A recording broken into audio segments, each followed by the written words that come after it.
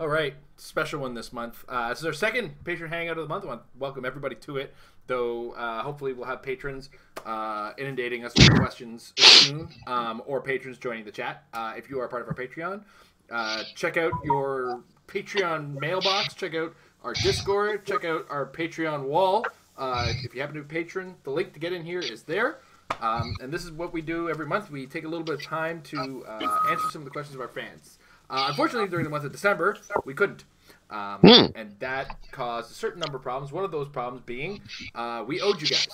Because, you know, this is the patrons open their wallets. We got to kind of deliver as promised. And a number of things occurred during that particular period of time, including an unfortunate tragedy in my family, which means we had to keep putting this off, and then the holiday hit, and it was a nightmare. So to make up for last month's deficit, we, of course, have a second one this month. But most importantly, I've also asked our fellas from the Metal Lab to join us. So, of course, I have the beautiful Miss Amber in pure Osaka mode here. Nobody's ready for Amber today. I knew I'd get a giggle out of Tom on that one. Speaking of, man who we haven't seen since the previous year, Tom. Hello, everyone.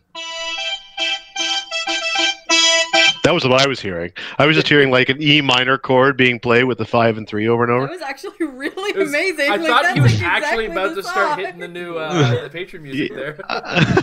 Also joined by Mr. Mike White. Hello. On a Sunday. I don't have to work tomorrow. Rock on. I do. Yeah.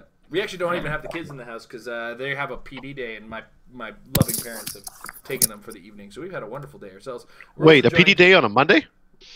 Yeah. Yeah. It's like a report card writing day or something like that. All right, cool. We're also joined by Jay. Sure, I guess. He thinks he's not sure. He's also got a Might be PD day here. tomorrow. Is he here? We don't know. It's a joke. I've been one day on a Facebook chat. He asked me to stop referring to him by his last name, and I started telling him, when you start winning tournaments, they're gonna know your last name. But I still don't have it. My Facebook friends list, rip. It's only because we know too many Jays and Jasons and Jasons that he's just... Yeah, there's a lot now. I can think of like 3 off the top of my head, so yeah. Yeah, but of course, you know, the last term he won, his last name was actually T'Challa. Or is Chala the last name and the first name? Oh, does he have a last name? I don't even know. I've never seen it written anywhere. Yeah, I've only ever seen it written as T'Challa and T'Chaka. Yeah. I'm starting to think it's that whole Sade thing where they all have like the one name. Well, why do they name surnames? Wasn't that like a colonizer thing? Ouch.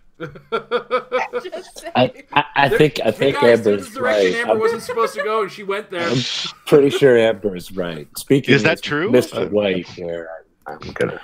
Yeah. Hey, look, a penny. Right? This is an awkward chat. To be fair, last names aren't strictly European. Oh man. That said, while we wait for our patrons to regale us with their inquiries, as it were, They're all snowed in. You know, and yeah, while we freeze our butts off. Jeez, it's been cold today. Our heat just, I think, started working in our house. I'm not sure. That's no good. Says the man that's barely been outside. We had to wait for a bus for 20 minutes. Yes, and I just said it was not very warm in this apartment either. I don't know if you caught it, but when the wind was blowing, our curtains were moving, and our windows and doors are closed. Yeah. We had the wisdom of we've been doing various crafts around the house today. I thought it would be a good idea to do some indoor spray painting, which is rarely a good idea. And so Tom's we were today. We were trying our best to clear the airport. Well, it was just a tiny bit. And I was like, for that amount of surface area, I'm sure it won't be a problem. But it was, and I discovered that about half our windows are frozen shut. So while we were trying to clear the air, only half the windows actually wound up being opened. The fumes are like, I'm not in here with you. You're in here with me. Oh my god. Not one of our better moments. I don't even want to tell you how many things are wrong with that. You don't have my WIMIS certification, right? I don't even know what to say about it. Well, I figured you would get a particular a particular thrill out of that. But that's quite all right because honestly, I have spray painted in enclosed spaces on a regular basis. It's what I've done plenty of those. I'm in a rush and stupid things. Yeah. But the best was once on set. I had to break a side mirror on a car, and I was in a rush and grumpy, and I just put the side mirror on the ground and took my hammer and went like this to it, and all the glass flew up into my face. So I was wearing my glasses at the time, thankfully. Your quote-unquote safety glasses. You're all the time safety glasses. That's right. Mike has been to the emergency room every year except for 2 years ago. Not 2018, but 2017 was the last time I was not in the emergency room over the past 15, 20 years. Yeah, you let it slip at one point. Figured you had to get back. You went twice the next year to make up for it. Yeah, pretty much, actually. It's true. It's actually, when Tom was talking about spray painting indoors, I was reminded when I used to work at Games Workshop, we'd be painting figures for the store. We, of course, had a spray-on primer that we'd take outside, but the outside area was like the kind of the loading bay of Square One. There's a roof on it, but it's still like outdoor air kind of flowing in and out. Right. So, and we used to do this over a dumpster, so we weren't getting any of the spray paint on the floor or any of the walls. But I'm holding it over the dumpster, and I start spraying, but I'm forgetting that I should have something in the way, or I should be holding it on an angle because there's plastic figures on there, and I was holding the spray can too close, so the spray can started pushing one of the plastic figures into the dumpster. Classy. And I was like, is it worth it? No. The answer is no. I thought maybe the back alley was a low pressure area, or a high pressure area, I should say, so that as soon as you started spraying, you just went right back in the door that you just come out of. Come out. I went out with a red Games Workshop shirt, and I came back with a black one. Jay, what silly things have you done at work recently? Or at home. In your past?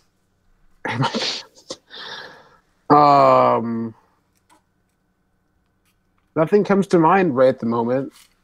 All right, cool. Amber, Bonehead. Way to kill that bit, Jay.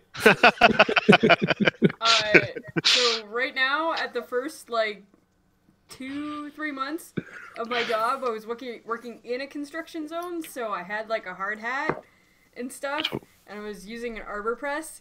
And there was one day where I was just not awake enough, and I dropped the solid steel bar this big, and it's actually this big, and this stick around on my head twice, and I'm like, I guess it's a good thing I'm wearing a hard hat today, because they only go so far. I was like my buddy Dan, who drove over his foot with a forklift because he's like, I've got my green patch shoes on. Yeah. Like that did not help. No, well, maybe it helped, now but the it steel didn't toe help is entirely. attached to his foot, right? Yeah, that's more or less how that turned out. Oh God. Yeah, I used to drive around. I remember when I worked in a freezer, we were using forklifts to move things around. And I think the first thing I did when I was like, go ahead, you're free to go work and go grab this pallet, was just take the shelf right off. I lifted the forks and bang! Well, all right, this is a good start, Jason. It was like first move critical miss. Right. Yeah. Critical warehouse miss. I always just wanted to be the guy in the swing reach, or the cherry picker by any other name. And I never got to be that guy. Do everything else, but they wouldn't let we mere summer students do the certification to pilot the swing reach. Yeah. Oh, I mean, they kind of got a chuckle out of it. It's like you've been here for 5 minutes. It's like, look, first 5 minutes, you let me alone. This happened, okay? So at least it's not like I've been here for 3 weeks and I. Oh, again, were you a summer student at the time where that was like government subsidized employment for you? Because they used to let us do whatever we wanted because they only paid half our wage. Well, I mean, I don't think it was. I mean, I was definitely a summer student. I was a part-time summer student, but it was also a very fixable issue. Like they were like the repair crew was in there within 5 minutes, also just banging, told me to drop the forklift and put the shelf right back where it was in 35 seconds once they got there. So yeah, they know what they're doing. Yeah, it's one of those situations we have ways of dealing with stuff like you just did. So, outside of here, Clix, how's your week been, guys? Busy. Busy? Yeah. Workful. I figure since you weren't on the lab this week. Yeah, it's been that way kind of since the return to the new year. We're doing a big push towards tomorrow. Tomorrow we have a big event that the organization's been working towards. So if it looks like it should all pull itself off, touch wood and hope for a good day tomorrow. And if it works out, then it'll be easier. All right, Mike, how about you? A little slow. I'm between shows right now, but so I've just sort of been chilling at home and team building every day because we keep getting previews and I see some new preview figure and I want to build with it and I'm excited for EarthX to come out so I can have these figures and start trying them out and stuff. Did manage to go and have a practice day with Emily and Devin on Wednesday. And I've been just playing around with Witch Queen. Nothing super special there. Witch Queen and a little bit of Tri-Sentinel here and there too, which is also fun. I like that figure. It's a lot of fun for Colossal Retaliating. That's about it. I went to go see Spider-Man movie today, the Into the Spider-Verse. Finally got to go see it today. It was fantastic. Went on my own. I will say, as a longtime Spider-Man fan, there is tons to eat up in the movie, and it feels like a gigantic Easter egg of sorts. And it's very well put together, and probably now technically tied for my favorite movie ever with Nicolas Cage in it. So That would be a tie with Face Off, I assume. No. Raising Arizona. Hello, the greatest Nicolas Cage movie ever. God, you're dead to me. I don't even know. I haven't seen it. I can't comment on Raising Arizona. But it was tough. It was tough. As soon as I heard Nicolas Cage's voice for Spider-Man Noir, I was like, I don't know right now. I was really torn. I was really, really torn. But the rest of the movie was really so good. And I loved Down on His Luck Peter version of Peter there. And it was a really fun movie. I didn't want to say any more because I don't want to spoil anything for anybody who maybe might not have seen it. So, I guess that's it. And I did, that's really, I can't think of anything else. It snowed a lot. I blame, I think it was Chris Stockhouse who made his comment about us living on an iceberg, so I blame him for it snowing here now. We had a good run going, and then you made us talk about how it wasn't snowing here, which cursed us, and then it started snowing here. So this is your fault.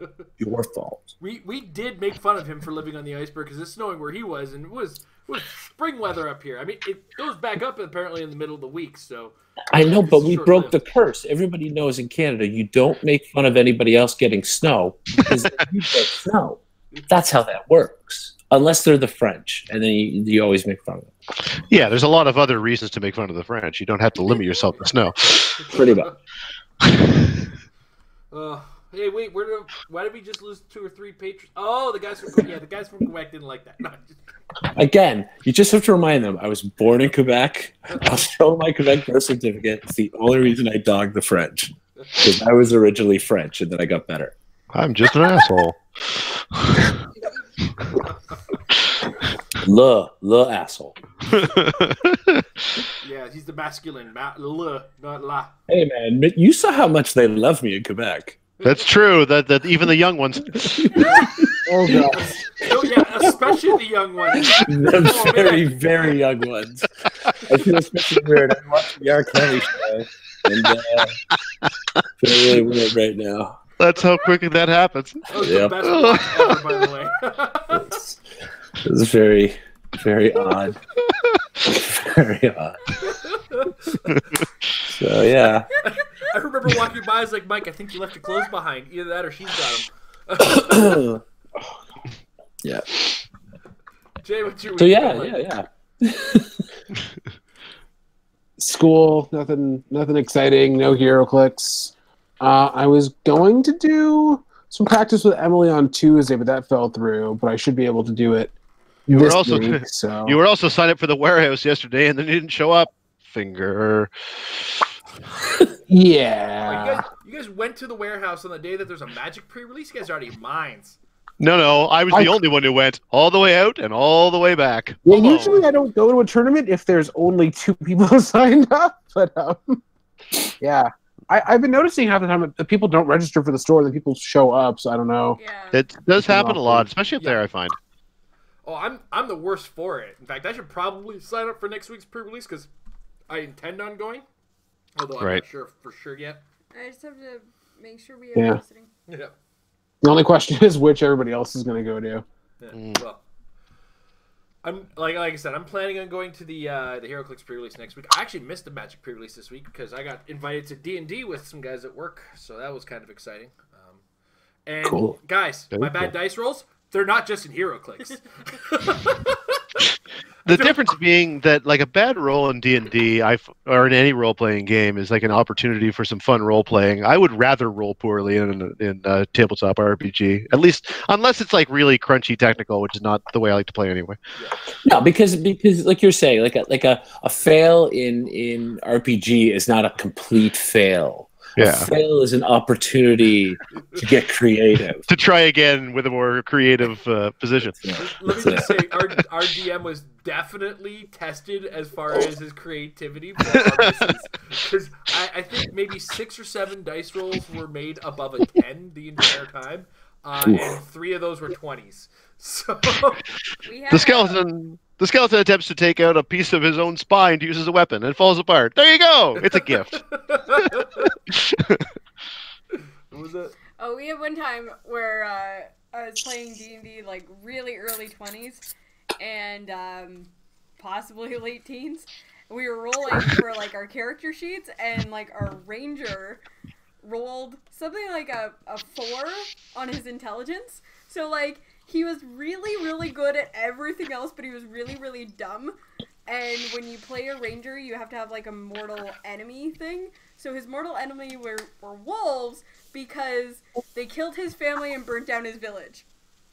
So anytime he came across a wolf, he had to destroy it. See, I thought you were saying walls because his intelligence was so low. He kept walking into them. Right? They were his mortal enemy. Walls. Oddly enough, walls. Whereas you kind of lost me when you said like you were playing D&D, early 20s, late teens, and eventually I figured out you meant that was your age. But in my mind, I just pictured you in like a speakeasy with like a clay pot full of illegal alcohol. And like, I'm going to roll one of these fancy D20 dice, you see? And I'm going after that Cur of the Dragon, you see? I'm going to grab that D20. I'm going to make my way through it. Oh, I've rolled a natural 1. Bollocks! Oddly enough, while you're talking about this weird role-playing, the guy next to me was playing a cleric who had 7 intellect, but like 18 or 16 wisdom. So at one point, the DM had to explain that he could count in multiple languages, but we had to clarify that it wasn't necessarily in order. So he can count to 20, but doesn't mean he's going to get there in the right order. It's like 1, 2, 5, 3, 4, 8, 9, 6, 7. I think you're muted there, Mike. Am I? How did I get muted? There we go. Oh, look at me. I can count. Is it like I can count to 20 in 8 languages incorrectly? Yes. You can find all 20 numbers. They might not be in the right order. It's like there's 5 of them, and there's 3 of us. They're outnumbered. Hold on a second. See, eventually I had a D&D group back in the day through elementary school into high school. And the problem was we had some original characters that we ran like right through to basically godhood, right? So you get into like, once you get into level 20 plus stuff, that's when it starts to get ridiculous. Right. And we started, and this is especially still, this was the 80s, guys. Yeah. So these were still some old rules. And we actually broke the math of it. Like we realized like we'd get to moments where you kind of couldn't fail things. So we had I had a character and his hit points were so high. I'm climbing a mountain, and I'm just like, what if I fell? What if I just fall off this map? What happened? Like, how much damage? Because there wasn't aggregate damage, right? Like, there wasn't like if you had 100 hit points and you took 99 hit points, your 1 point hit pointed character worked as well as your 100 point hit point character, right? There's no aggregate damage. There's no slowing down hurt. So I'm like, well, what? How much damage would I take if I fell off the mountain?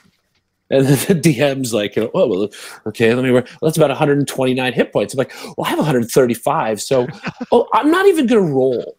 I'm just gonna fall. I'm just gonna just trust fall. I'm gonna trust fall off the mountain, Javert style. Yeah, and he's like, and you take this 129 points of damage, and I'm like, and I brush off my pants, and I get up, and I walk off. And it's like, he's like, I hate you guys. I hate you so much. So you guys gotta climb down the mountain.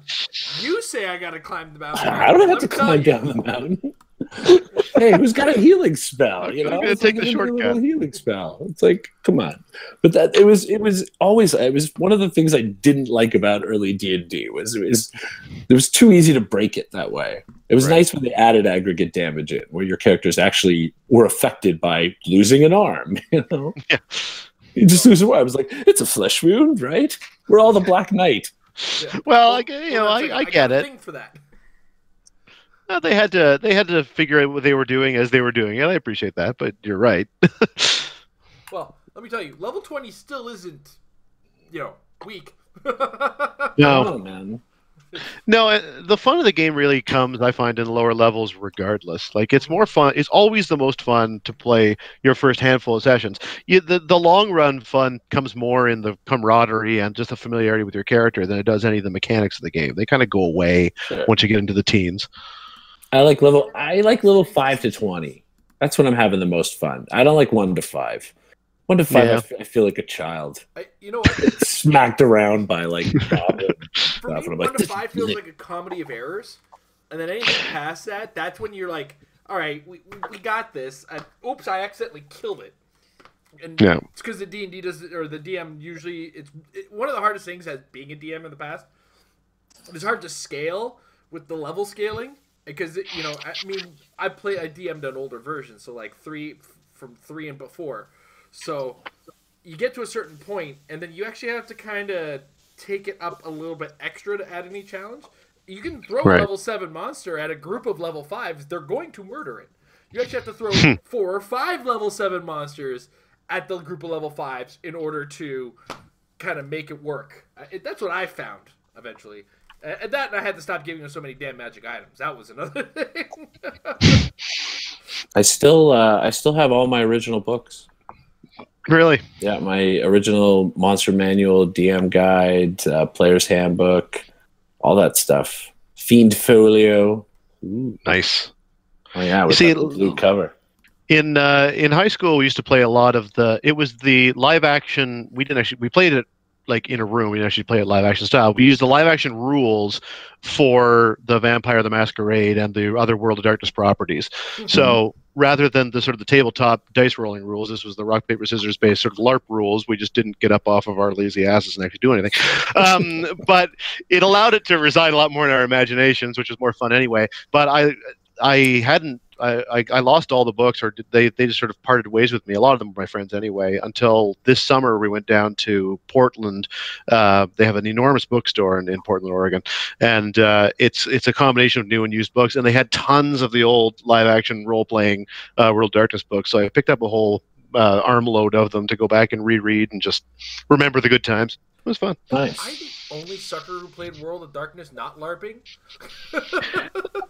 Well, again, I didn't really LARP, but I didn't. We did the rule. I loved how easy the rules were for the live action equivalent. You taught somebody in a few minutes, and then they were good from then on. So I never tried the actual tabletop version.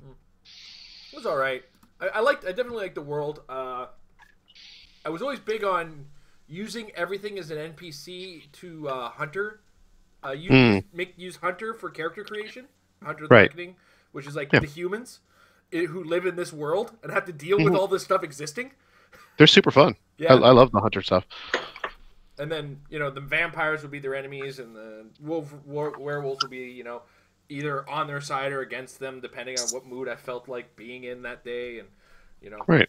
But I had like in-depth knowledge of all the clans and everything back then.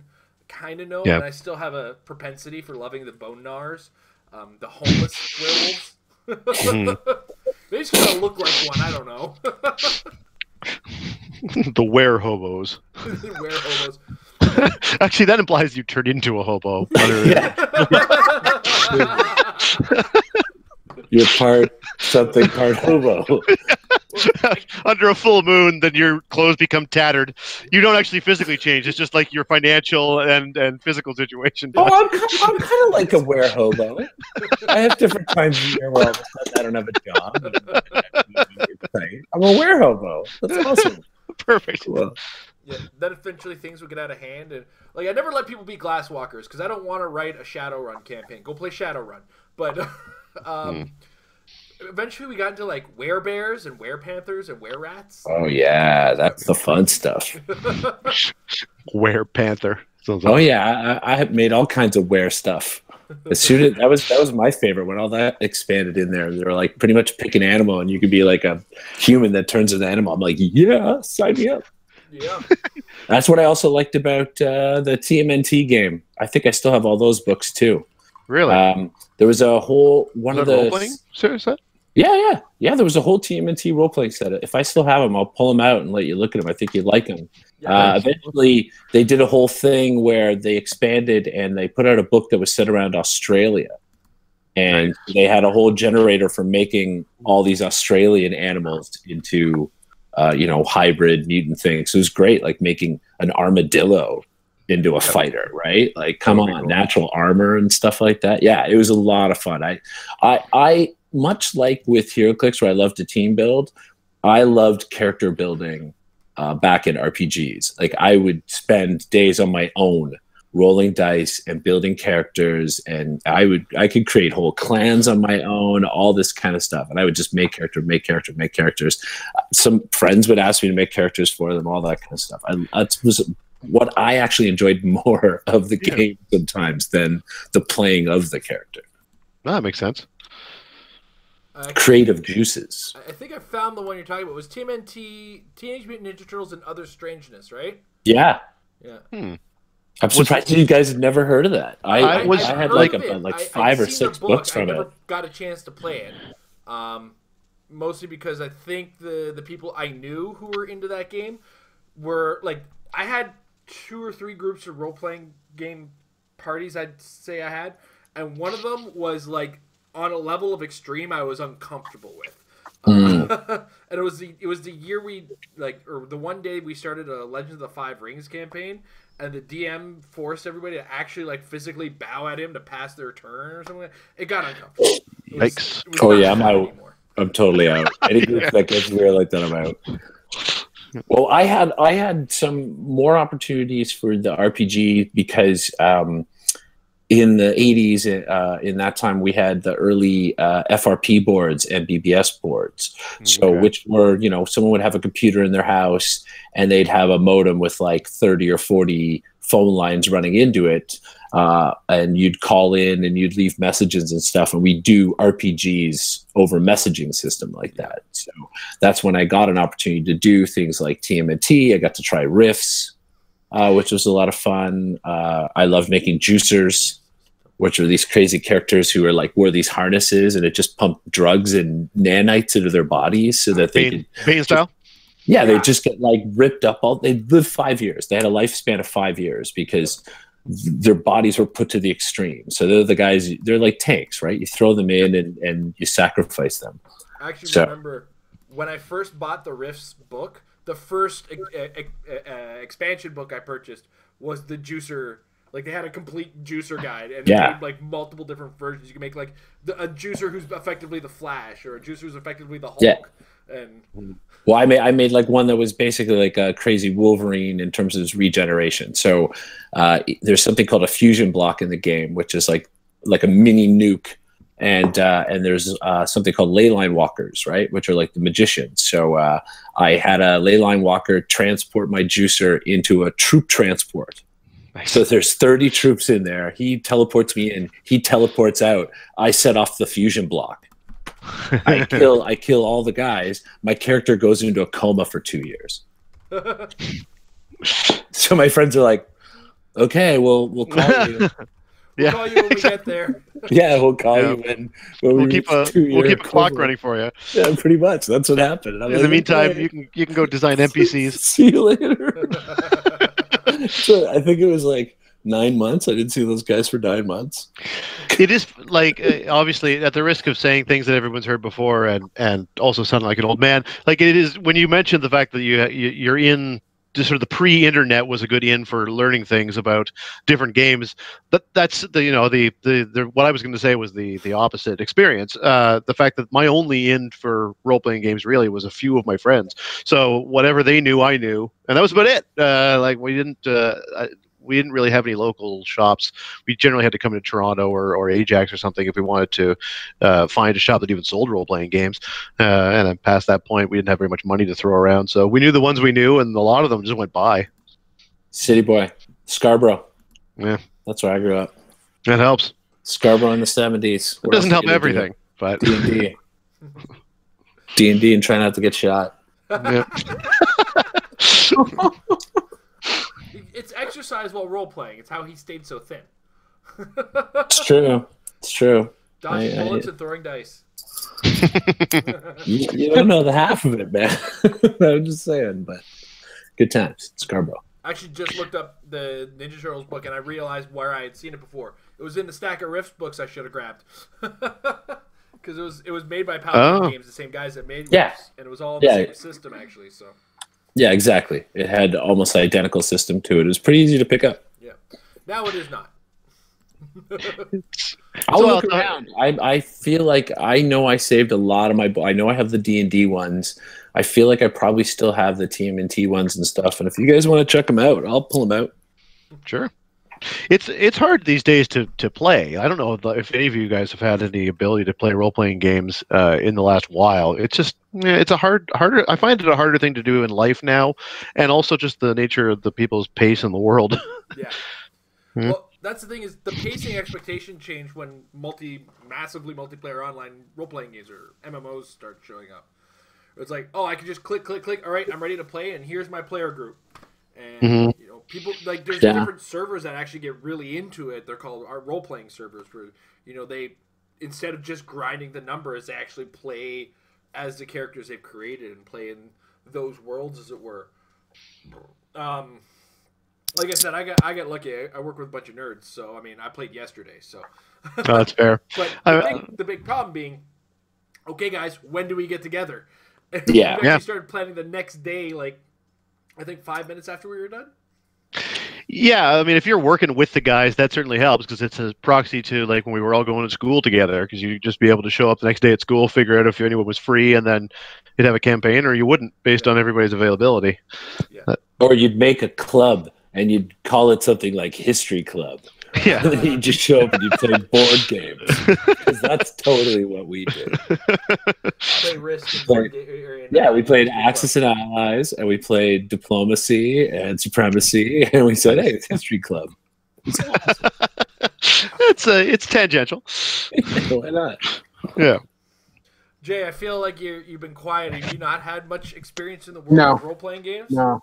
I had an opportunity to get into a group, but then it was on Sundays, which didn't work out for my schedule. So you had to do the Patron Hangout. This was your one and only chance, and it blown. Well, I guess I got to get some books together and start a thing. I don't know. I'm big on making things nuts, so maybe I should go find the old Call of Cthulhu role-playing game. Nice. That game. Like, if you want to know where I got my trust issues, that's the game.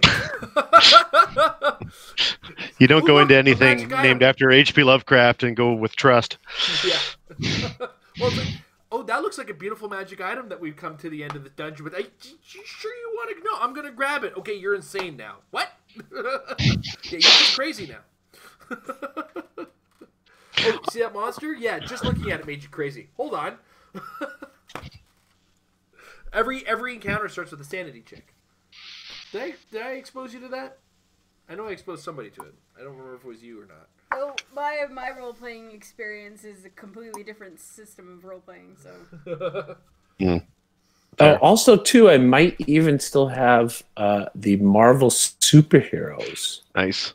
role-playing game. That was the original good one, right? Because I have a more recent one they did that never really took off. Yeah, I'm trying to find the picture and share it with you That guys. was the one that was like on the E100 system, right? Let's see if I can do this. See if I'm capable. Let's see if I can share a screen here. Wait. My entire screen? I don't know what I'm doing here. Share. Let's try sharing that. Is that working? Can you see it? I think in a second, yeah. Yeah, just give it a second. Maybe not. There we go. Yep. Yeah. That's the one. Yep. Perfect. Yes, Marvel superheroes way back in the day. Oh my god, this game so much fun. I couldn't believe they had Captain Marvel in there. Did you? Yeah, I know. Okay, those were the days. Did you? Well, it was probably around Secret Wars time, right? Like she was getting a lot of. That's push. exactly what it was. Yeah. In fact, one of the earliest sets that they had, one of the earliest expansions, was a whole Secret Wars module that you could play and build from and what have you. Did that game have you building characters, or did have you playing the established characters? Both. It would give you templates for established characters and scenarios and stuff to play out, as well as it gave you a character builder. Oh yeah, I built so many characters. I also want to point out they had the setup to completely randomize your character. I remember playing this game. I also remember having a female squirrel who shot crystals out of her eyes that flew at 700 miles per hour. Yeah, they had a system to build. Like, you could steer it, and then there was a total random die thing for making the most random combination of characters. But they even had, like, suit templates and stuff, right? If you have to do. Because they give you a bunch of characters that are pre-created, and the idea is that you will just play those characters, and that doesn't seem like much fun to me. No. Okay. We're continuing the conversation on role-playing games for those of you who are out there. We kind of lost connection for a little bit there. So apologies. OBS just kind of disconnected and reconnected again. So are we back now? Oh, we're back now. Because I don't see the little live thing in the corner of my screen. Is that no longer a thing? That's because I'm using OBS to stream instead of Google Hangouts itself. That's how we can get like title screens and music and everything working properly. Title screens, but we don't get to see any of that. Yeah, you guys don't see any of that. You guys are just in Google Hangouts. I take care of all that other stuff. Lame. I want title screens. But the best example of that was the what was the anniversary? Was it 200th episode or whatever? What did we do? I think it was 200 we recently did. Yeah, where they had like the people doing the video testimonials or whatever. Like Chris came on and was talking about, thanks for being a part of it, and we only got to see it later. Yeah, I remember that. I was like, sorry, you guys aren't going to be able to see that, but there's some really heartfelt videos that you can watch either watching the video or I could send them to you, and you guys are like, we'll just watch the video. And I did appreciate it, but. It takes me back to college and TV in college when you only had the one camera. So you're shooting the person who's supposed to be watching footage. Okay, this is the part where you're going to react. So just sit there and just nod. And... Okay, right about now, they're probably going to say something really that's going to affect you. Oh. So you just do a lot of that. It was a lot of fun.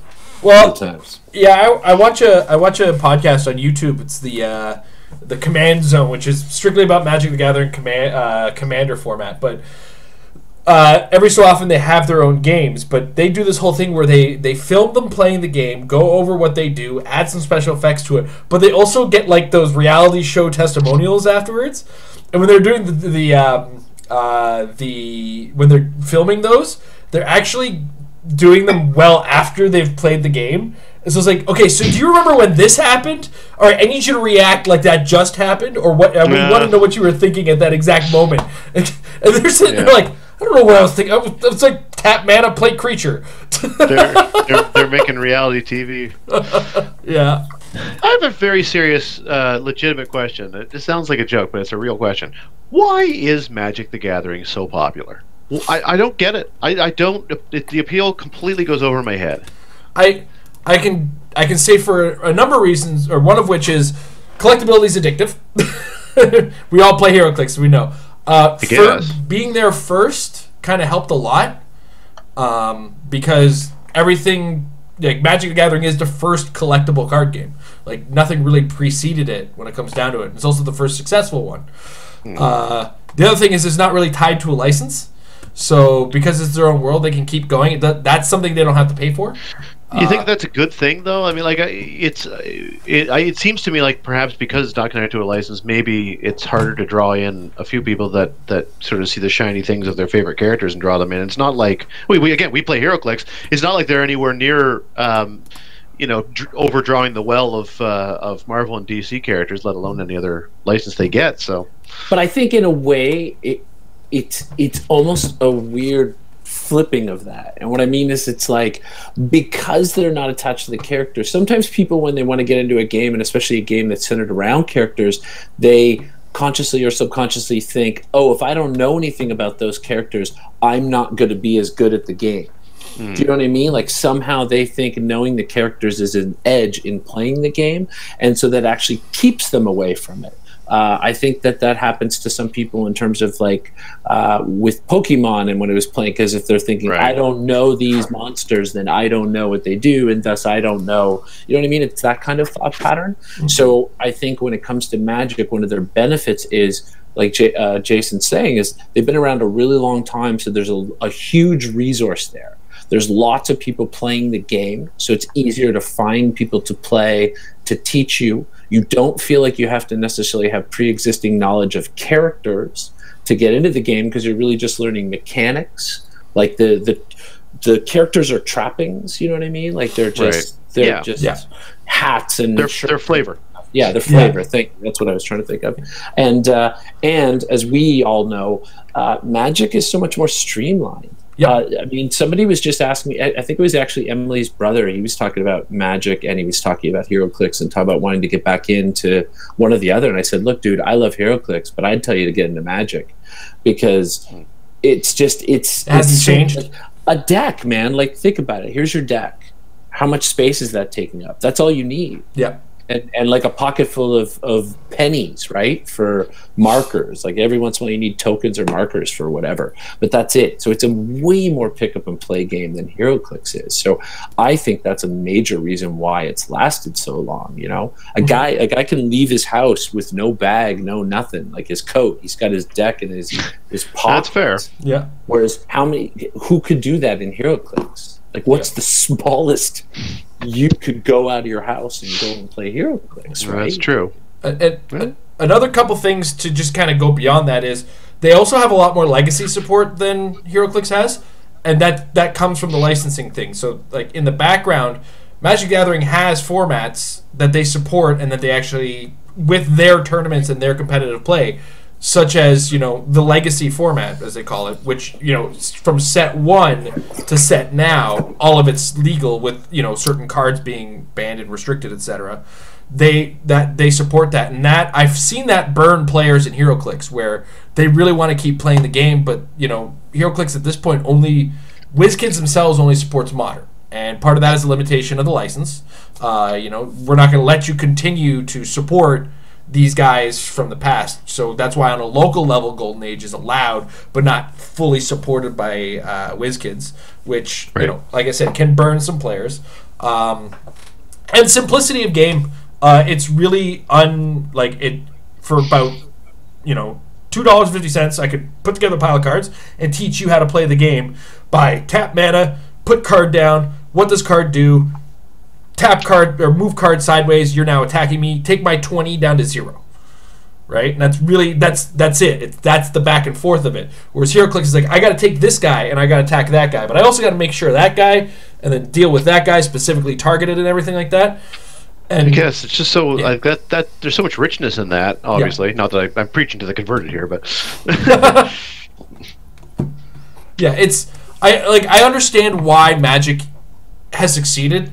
Plus, that last thing, and I'm not gonna kid you, the promise and the idea or the possibility of being on the pro circuit exists, and that cannot be denied as an attraction. As a player who used to play Versus System, which Right. dethroned Magic and Yu-Gi-Oh! And Pokemon for the first year it was out, because they immediately started a pro circuit right when the game came out.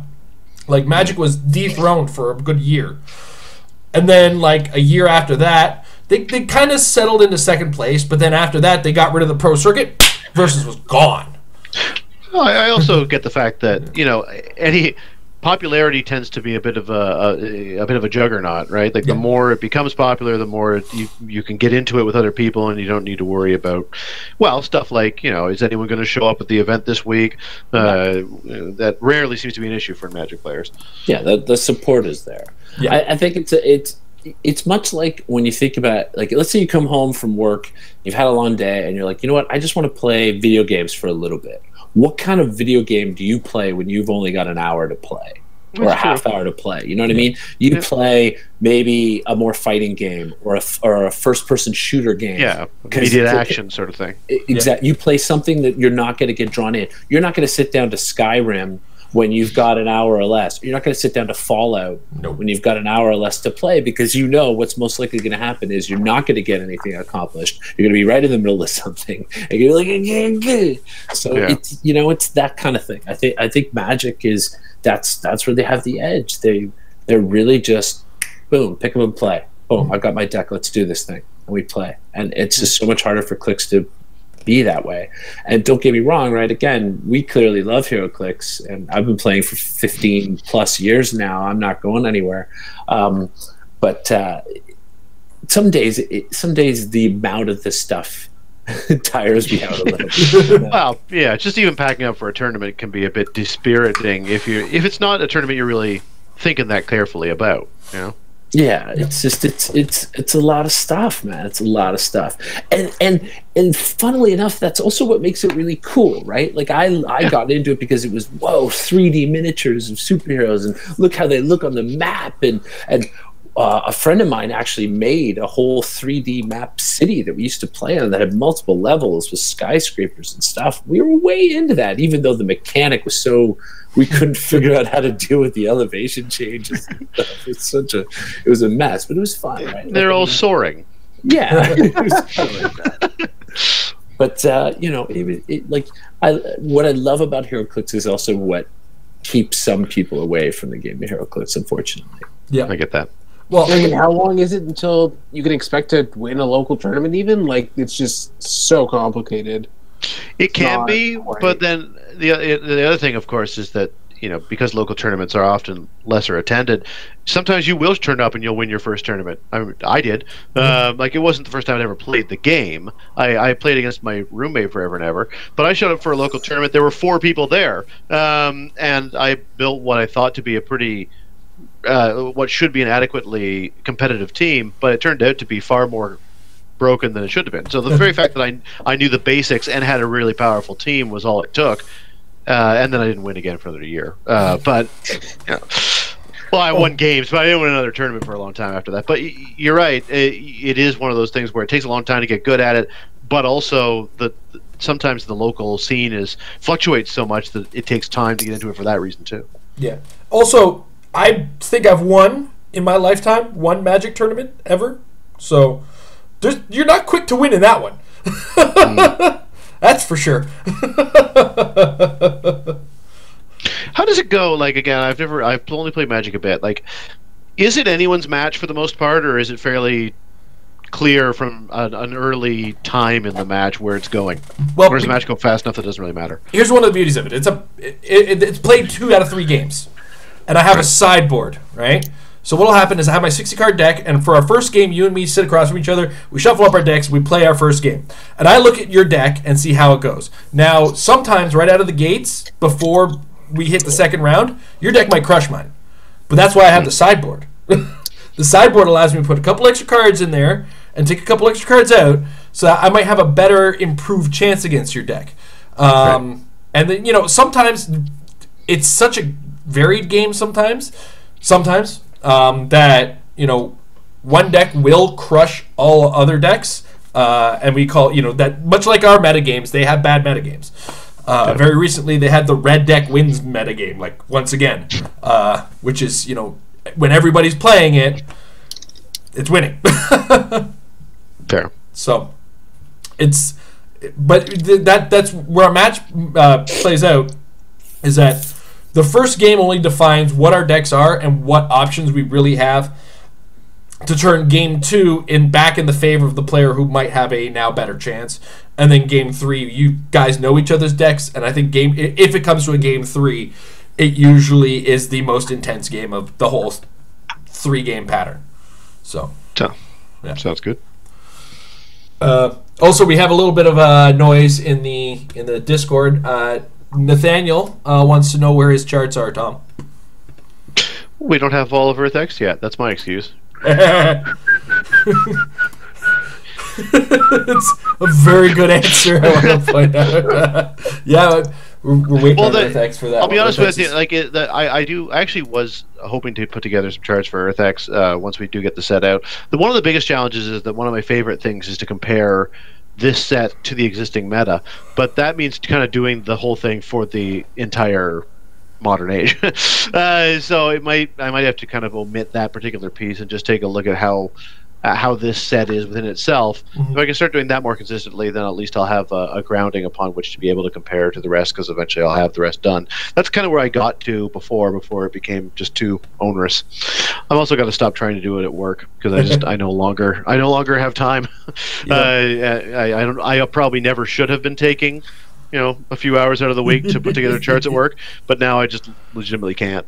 Yeah, I can't even at work. Like, I would have to do that on a Google Doc, and that's not allowed on the work network. So I do have a better. I did think of a better way of doing the keywords though, because I want to put, rather than doing the keywords on a graph that says this is how many soldiers we have, this is how many Earth X we have, I want to do it on a word cloud. You know what those are. Yep. It's where basically the larger the thing is, the more often it appears. Yep. So you can just take a look at the set as a whole, and you'll see what are the big things and what are the lesser things and stuff. I like the way that looks. Those are cool looking, so I'm gonna do that next time. Awesome. Word cloud. Dude. I make my own word clouds. I feel like I'm a weirdo, a shared weirdo with Nathaniel over here. I really did like Tom doing the charts. For one, it gave Tom the thinking job, and therefore I didn't have to. It was fun. Like, there's no question that it's fun, and it's kind of rewarding. It tells you something interesting about the set, and what I like is it helps to confirm or deny your gut feelings, because sometimes you'll take a look at a set and be like, boy, there's a lot of prob in the set, and then you look at it and you realize, no, there's like 4 characters. They just happen to be the 4 best characters, and so you come away thinking this set's contributing a lot of prob. And sometimes, like in Deadpool and X-Force, there really is a lot of prob. So it's good to be able to do that exercise to see whether your instinct is on point or not, because often it isn't, and often it is. All right. So unfortunately, before any of our patrons could join us today, Amber does have to hit the road. She's got those early morning shifts, so we're going to say goodnight to Amber. Good night, Amber. Good night. Bye, Amber. I love the new hair. It is very awesome looking. Asuka looking almost. Yes. I don't know. It wasn't the first thing I thought of when she showed it to me. Like, I'm going to go nuts with the camera. But it was, I like it. I like it. Motion sickness. Yeah, that's why I got took me off of the thing there. So, all right. So apparently, Mr. Fedor will be on very shortly. So and looking then forward to that. There were bros. Boy, this turned into a sausage party fast. Yeah.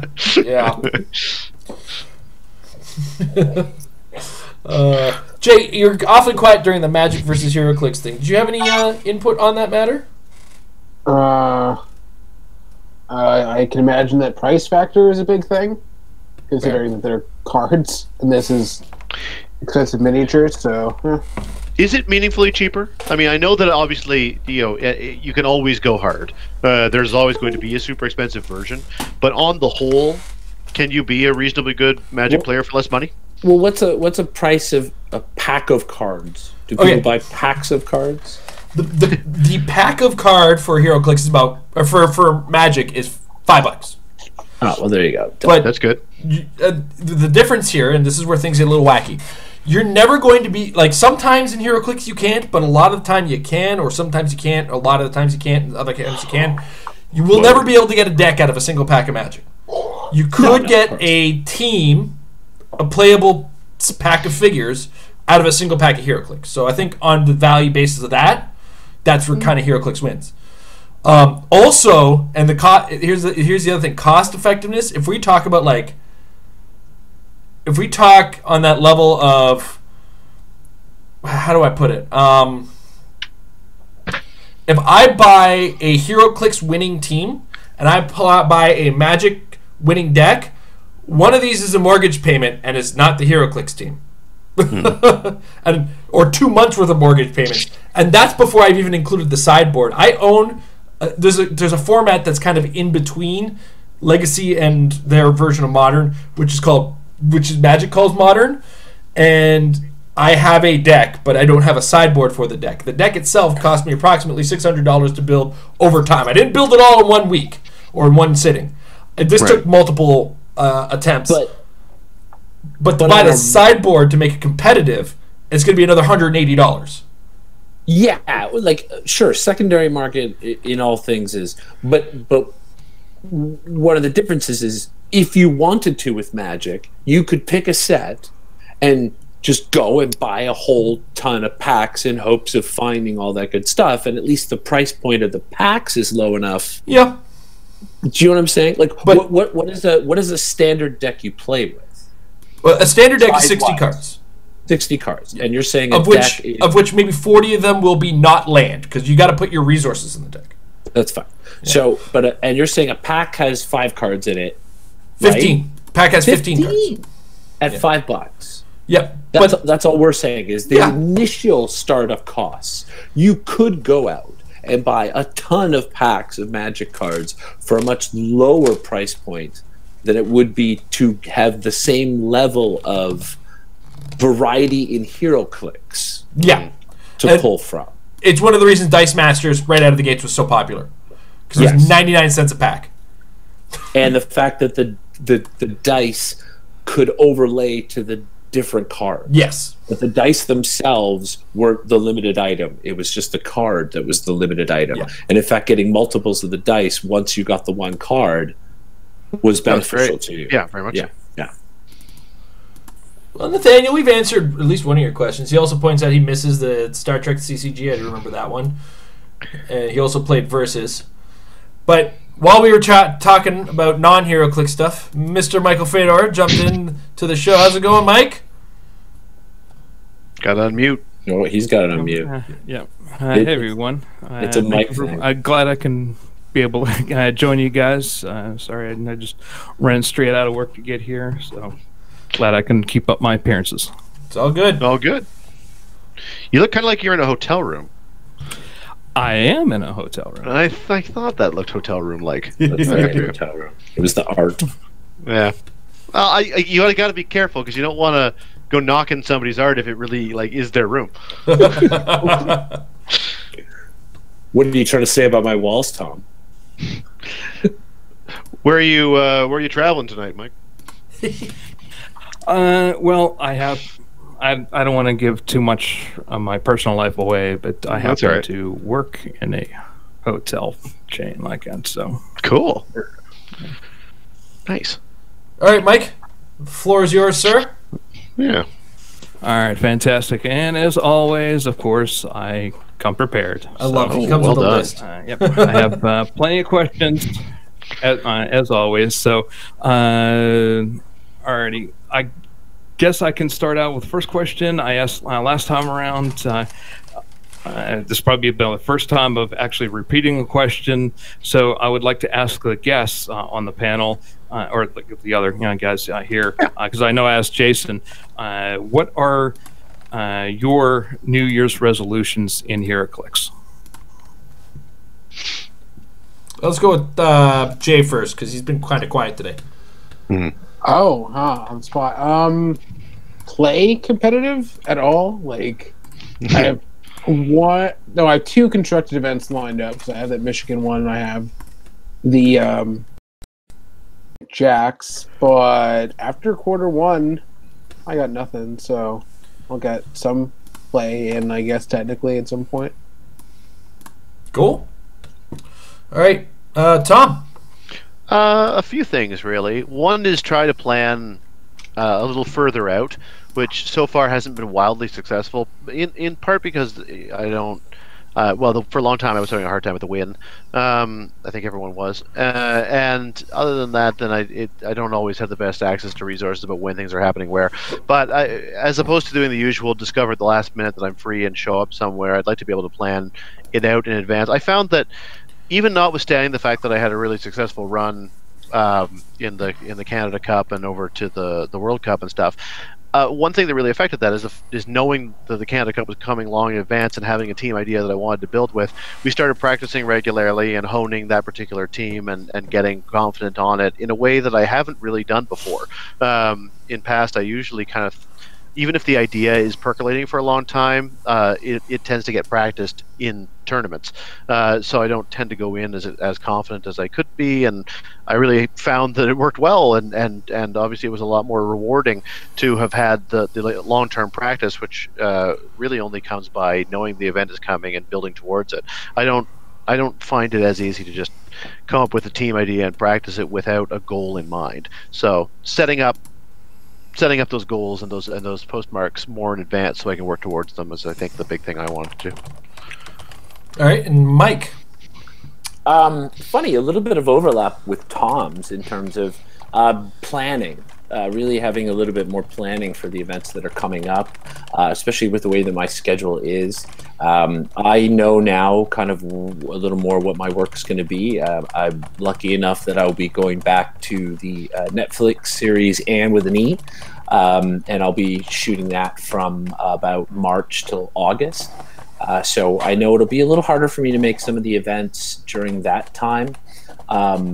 Though nationals will be over a weekend, so definitely be involved in that. The things that I really want to sort of plan towards going, I didn't get to go to Worlds this last year, and that made me a little bit sad because that's always a really fun time. So part of why I want to be a little bit more on top of the planning and being aware of when the events are coming is I want to make sure that I make the time and schedule a little better to hopefully go to Worlds, hopefully get to do Rocktober, which is also a super awesome blast, a lot of fun. So really wanting to get to do some of the traveling again. And on a bit of a personal competitive level, I very much hope to make top 10 at Canadian Nationals this year. I feel the past 2 years at Canadian Nationals, I have really not come anywhere close to how I should perform at those. I didn't even make the final day 2 years ago, and this past year I made it to the finals, but then completely just bonehead moves early on. So I very much hope to redeem myself, at least in Canada, at Nationals, with at least finishing in the top 10. And yeah, like I said, I want to do more traveling, so I hope I can schedule better for things like October and Worlds, and I can see all my around the world friends, HeroClix friends. That's the best part of the game, really. Mm-hmm. I'm still on getting practice, and that's getting to be a failure as a resolution this year. It's early. It's still early in the year, yeah. You're less than 3 weeks. I haven't exactly tried to get Tom's attention because that's usually who I practice with a lot. So you've tried. I'm not the best at getting back to people. Well, I mean, I think the only thing I've gotten in touch with you about has been this so far. So you're okay. You're doing okay, Tom. All right, Mike. Or Michael. I think we're going with Michael for you, and Mike for the Metal Lab Mike. There we go. Makes sense to me. Yeah, fair enough. I always introduce myself as more formal as Michael, but alrighty. So next question I was thinking of that. I need some tips here now. How do you guys take better care of the pieces that are a little bit more oversized? Of course, you've probably all seen the Ultra Chase that I got some good looks at it. I'm looking at it a little bit closer, and that thing looks so nice. Oh, you didn't watch my video, Tom? Oh, dude, they pulled it. Like, Holy! Amber Yeah. again. Amber's got the golden fingers, man. I don't watch unboxings. Well, that's incredible. Oh my god. Yeah.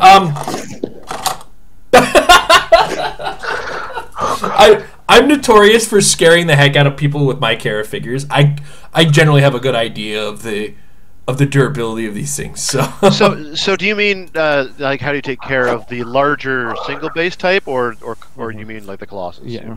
The single base characters like that, because the ones that are like a secondary market valued, like maybe at $20 or higher, I'll reuse the LE plastics or something like that, or when they sell those like in the singles and the volume prizes and stuff like that. I'll reuse countertop display ones. Those things. Yeah, the clamshells. With those like that, I'll repurpose those like that. But sometimes I don't know. I haven't gotten my chance to get one of those Ultra Chases, or even that one Deadpool Ultra Chase like that. I can imagine how hard or difficult that must be to like kind of keeping a more pristine collector's edition copy. So I want to know what you guys think of some like ideas on how to keep these from inevitable breaking. All right, Mike. I'll be honest.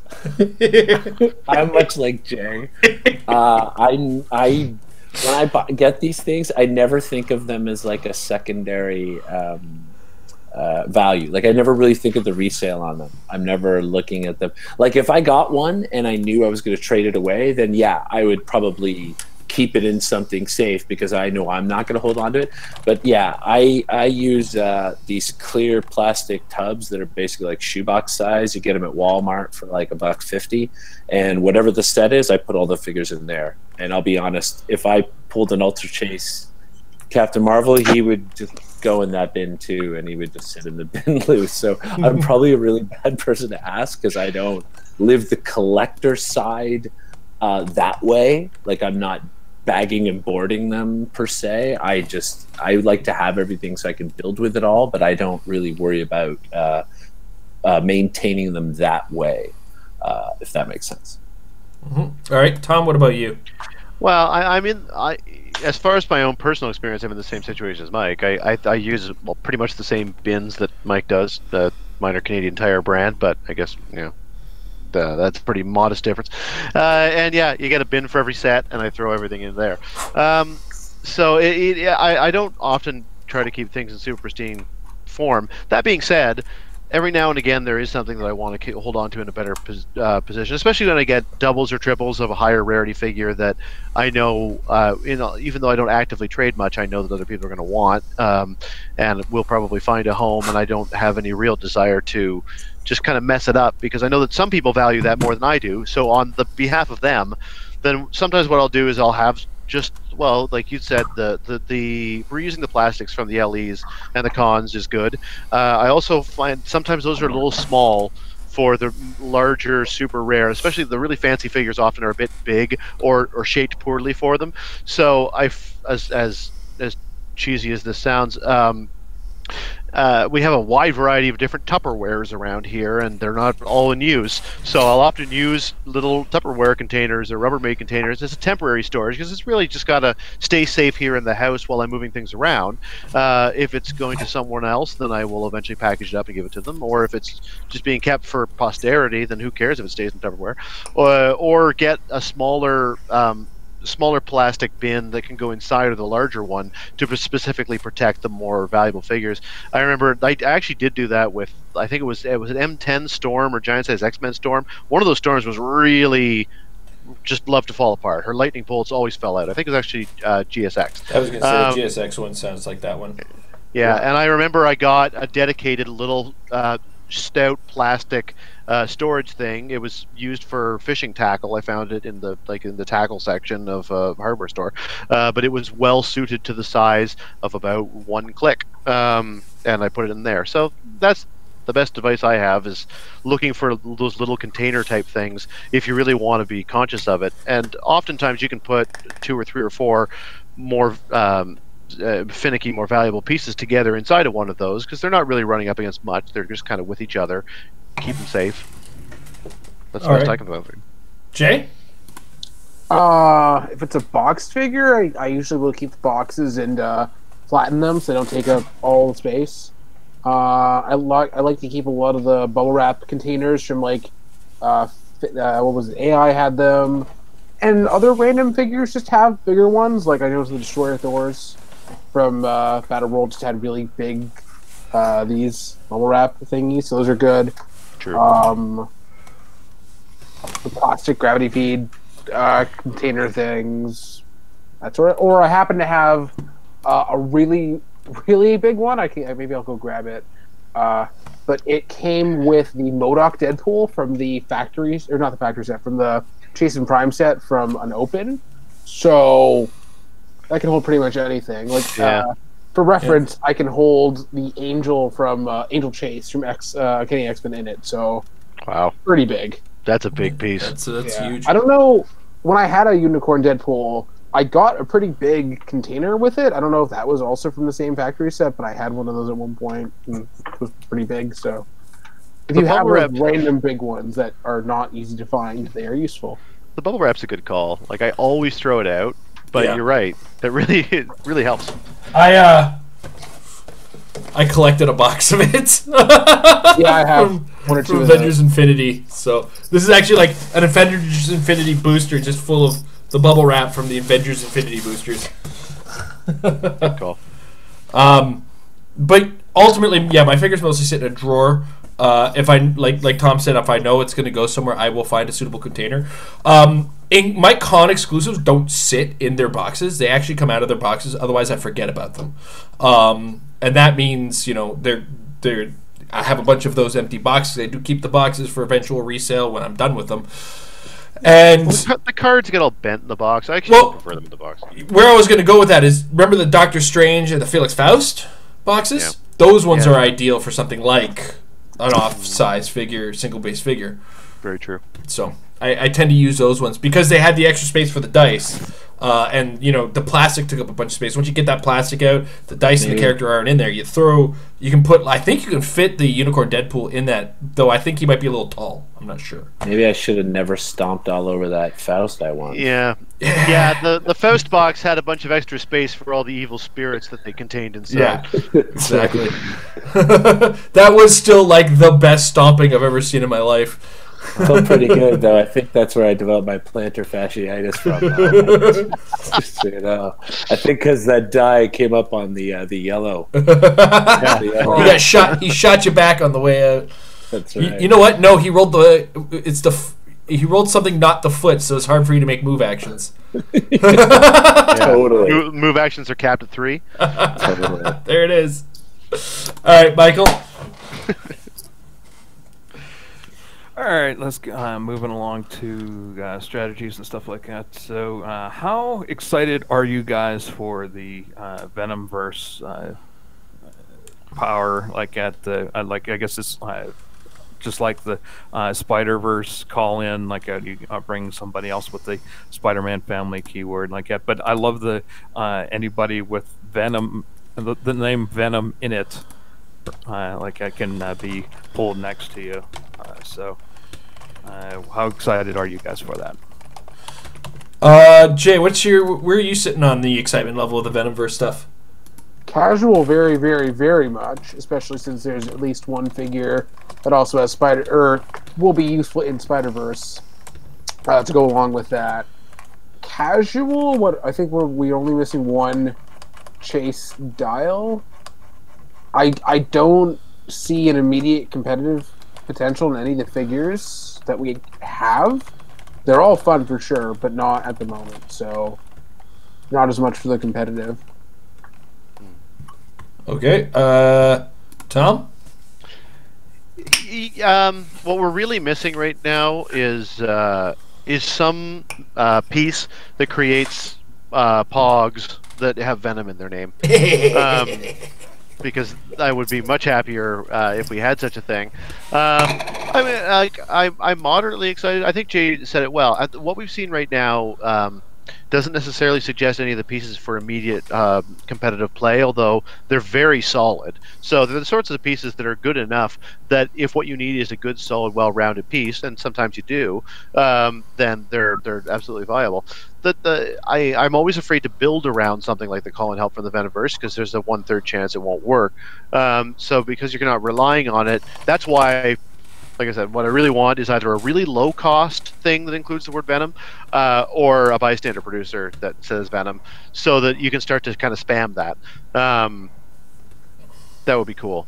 At the moment, it's not quite there, but I want to it's one of these things you tag in the back of your mind, so that if they make a 25-point figure that called Venom symbiote, and it's just like the Venom symbiote floating, but it happens to be a plasticity poison piece or something that's 3 clicks long, you have a lot of fun with that. All right, and Mike. I'm probably a little more excited than they are. Definitely in the casual, because I like Spider-Man and I like Spider-Man Family. I like stuff themed around that. I like the Venom characters monster. I also like as a keyword. So I think the characters look interesting, and I've already started building with a lot of it. And I think there is, I don't know, I think there is some competitive potential there. Tom is totally right. It's a 1 in 3 chance that it's not going to succeed. Knowing my luck, that means I'm never going to pull it off. but that's okay. I like trying these things out. I feel you, bro.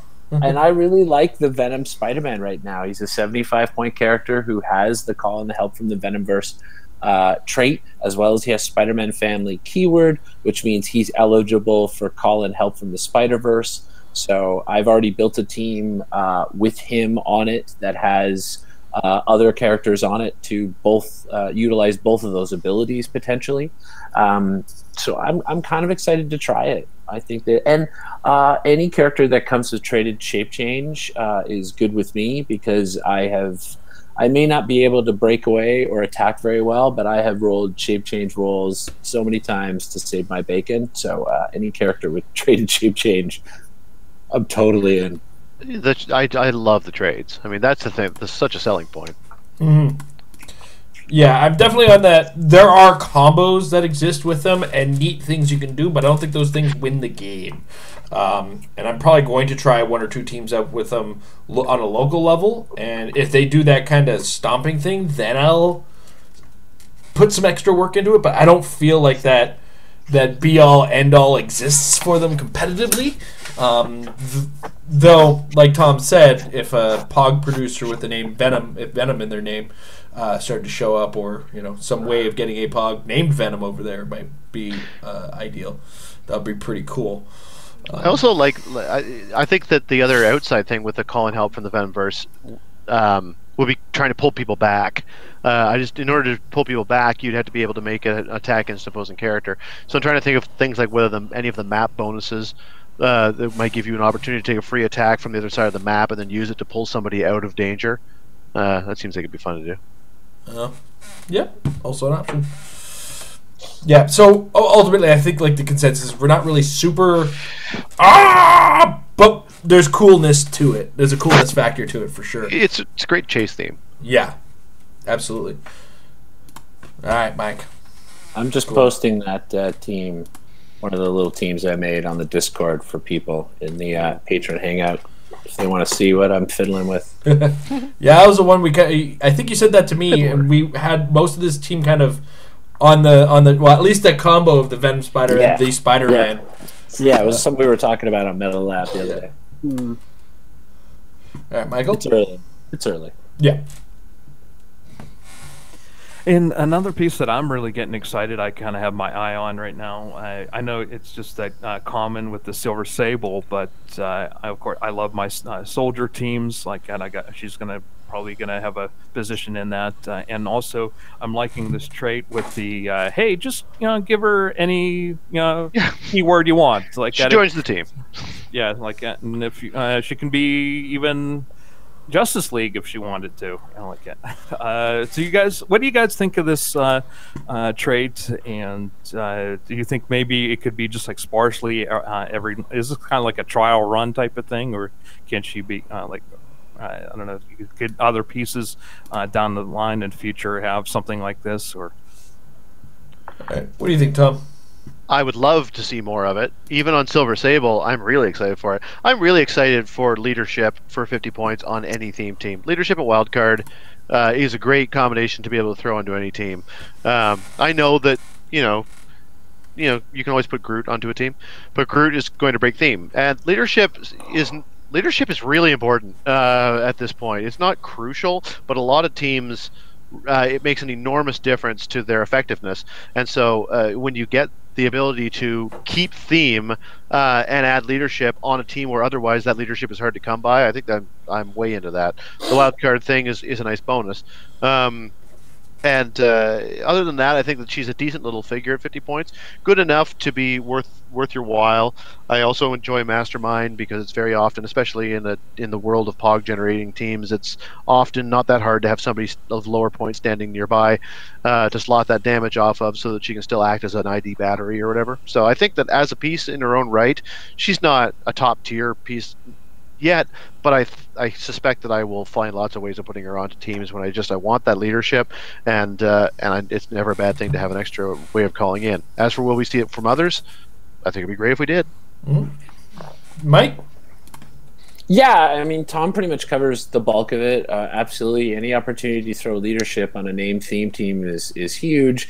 I think lots of people are building teams nowadays in the 300 modern environment where they kind of need 4 actions, especially with calling in ID things and all that stuff. So leadership's huge. The extra static action there has proven itself to be a very valuable thing. And there are a bunch of keywords that don't necessarily have characters with leadership or don't have characters at low enough points to be able to fit them in. So 50 points is helpful. Still it feels a little bit pricey to me because it's a 6th of your build that feels almost like, is that all that you're doing with her? Is she just for leadership? But it is super beneficial. I, of course, like it that it's a trait. And I would love to see it on some other characters. I think there are certain characters in this game that totally are leaders around anybody they are. In fact, I think Captain America is a character who could easily have that trait at some point in time. Many times in the comics where you've had a whole bunch of superheroes come together, he's the kind of character who just naturally steps to the front and leads everybody else.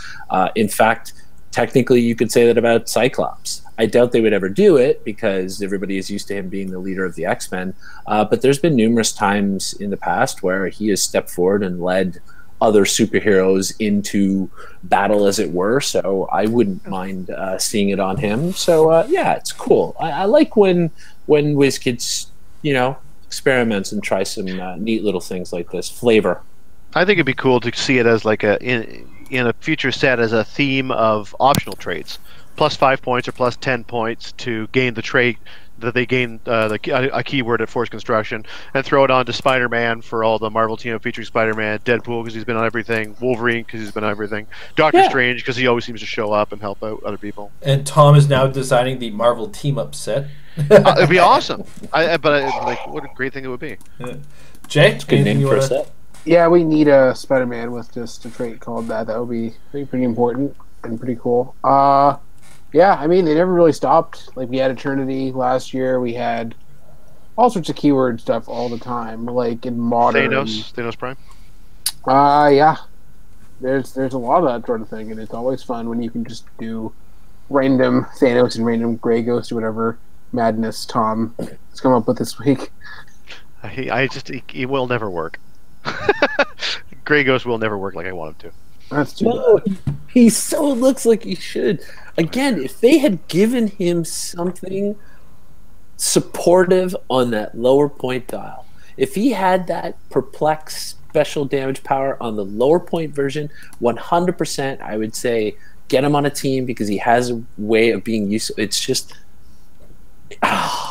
so frustrating because he's so old. I feel you, buddy.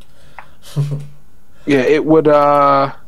It could be good to see on some more characters, and I also feel like there could just be a character in the future where they have one of those nothing sort of dial starts, but then they have an activation click with a stop sort of thing. So maybe there's going to be a character you're going to want to mastermind to get to those clicks. So you never know.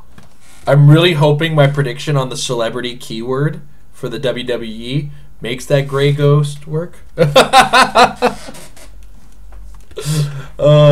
now I'm imagining the whatever named keyword that the WWE figures get. I'm imagining Silver Sable and the comic crossover imagery in my head, leading the wrestlers Silver of the Sable WWE into battle. She leads D-Generation X. Silver Sable comes in. I'm seriously painting a big neon X on her chest if that happens. I'm gonna keep every Silver Sable I own for every different wrestling faction that they print in that set, and I'm giving her their merch. All right, back to you, Michael. Alrighty, sticking with the talking about the whole name, theme teams, and stuff like that. I want to get your thoughts on whether or not the robot generic theme team is falling out of favor, considering we've had a number of sets come out with mystical, cosmic, scientist that everybody likes now, and stuff like that. So is that robot keyword kind of falling down the list, or do you think maybe we'll see another resurgence? Like, hey, they'll come out with a set with better robot keywords or something like that. What do you think, Jay? Interesting. There are not that many robots in Earth X. Just pulling up. Well, I guess the Borg. They could be robots, right? They're cyborgs. I mean, I don't think I feel like we've gotten cyborgs with the keyword before, so yeah, I think that's the next thing I can think of. So. Cyborg Spider-Man probably has it. If we use him as your baseline, that might be right. So yeah, okay. So the Borg is very likely to be a robot keyword. I guess it depends on what they look like. Mm-hmm. Still, that's like in terms of things that we'll see going forward. I mean, where do you think the robot keyword's at right now? Not much, unfortunately. It's barely anything in DC. There's that one Krang now that everybody made a big deal about when he came out, and then nobody ever tried to make work. Mm-hmm. It's not crazy enough. It's not like there's not some interesting and good robot still out there. That Bushmaster's not bad. I love Viv Vision. Viv Vision's great. Nick the Fury with exospecs can be surprisingly useful. The Maridroids are still a thing. Yeah. I do feel though that it has slipped, but I think that part of that is also it was so prevalent with Age of Ultron. Yeah, it was. Right? It was like a mass extinction when Age of Ultron got. Yeah, I think that's part of the problem. Is like we were so inundated with robot, and then it had a hard fall after Age of Ultron. So I think it looks even more out of favor. But I do agree that mystical, cosmic, and monster, personally, I feel are kind of almost top 3 generic key. Well, definitely Monster and Cosmic. But I mean, I think that those two largely because you can fit so many. Well, both of them actually, with the Flora Colossus considered. Both Cosmic and Monster have the ability to create truly giant teams. If you're building a generic keyword team, oftentimes the best case scenario for you is to have such a giant bonus that you're going to be going first and you're going to be choosing the terrain. Like that's perhaps that is the biggest reason to want to build generic keyword as opposed to not themed at all. So if you want to build a theme team, I think it's because you want to win the map roll and you want to go first and dictate the terms of the engagement that way. And so at the moment, Robot doesn't have a lot of really good, really low point figures, so it can't run the race against those other keywords as in that regard. I mean, yeah, you can play 15 Ameridroids if you really want to, but they're just not as good as Surters and Groots. So I think that also it is. And we got a huge influx of some powerful mystical ones in Battle World. Right. So that alone also helped push Robot kind of out of the generic favor, as it were. Mm-hmm. That said, there are cool things. Like I think Viv Vision is a good example of somebody who's just waiting for a few things to come out in order to make a big comeback. But I think we're still waiting. Yeah. Everything has ebb and flow. I mean, there was a time where Robot and Scientist were like the Oh, hotness geez, all yeah. over the place. Like so much martial artist for a while was super. Like I would say, like a good 7 years ago, martial artist with some broken stuff with Nightcrawler, Mask Killer, the old Hammer, Smoky Feet Cap. He had martial artist for whatever the crazy Hawkeye reason. Bullseye was amazing too. Yeah, the Hawkeye Bullseye with martial artist. The Diana Prince con had martial artists. I made a crazy martial artist team and took it to Fan Expo, and it was crazy broken. So Now- yeah, generic has a ebb and flow. So robot will come back around for sure eventually. I can still hear and see y'all, but I gotta disappear for a second while I go and find a charger for my computer. What's that? Fair enough. But one thing to also point out is Robot, for a little while there, also had things like Justin Seifert, and that was such an... Sometimes a generic keyword is, in the case of like what Michael said with the martial artist, is just good, or when Mystical was just good as a community team. But then you'll get something like the Justin Seifert effect or the Ultron effect, where the team is not only just good, but then there's another enabling engine that just comes built in with the keyword that becomes like unavoidable to put on it. And then but also there's just good versions of the team, and Scientist is one of those things that just has everything. Mystical is always a ton of glass cannons that will hit, but when they get hit, die. It's always like Mike said, it'll ebb and flow. It just depends on what the generic keyword is and what the enabling tool that they get happens to be.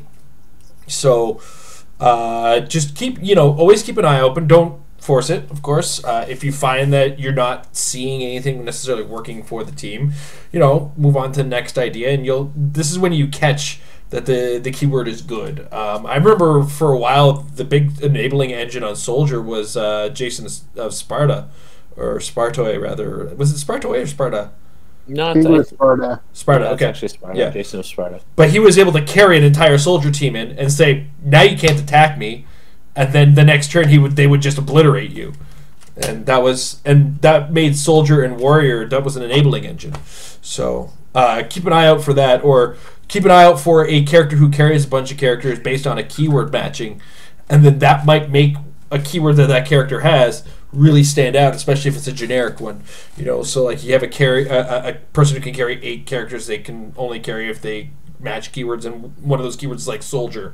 They start looking at Soldier, or start looking at whatever else they might have as that possible thing that takes it that next level. And that's always what happens with the keyword ebb and flow, is something either enables it or they just release a bunch of really good things, and it's unavoidable to make that. Right now, Cosmic is that it's unavoidable to make a Cosmic team because Cosmic just has so many good tools in a lot of cases, including a 20-point leadership.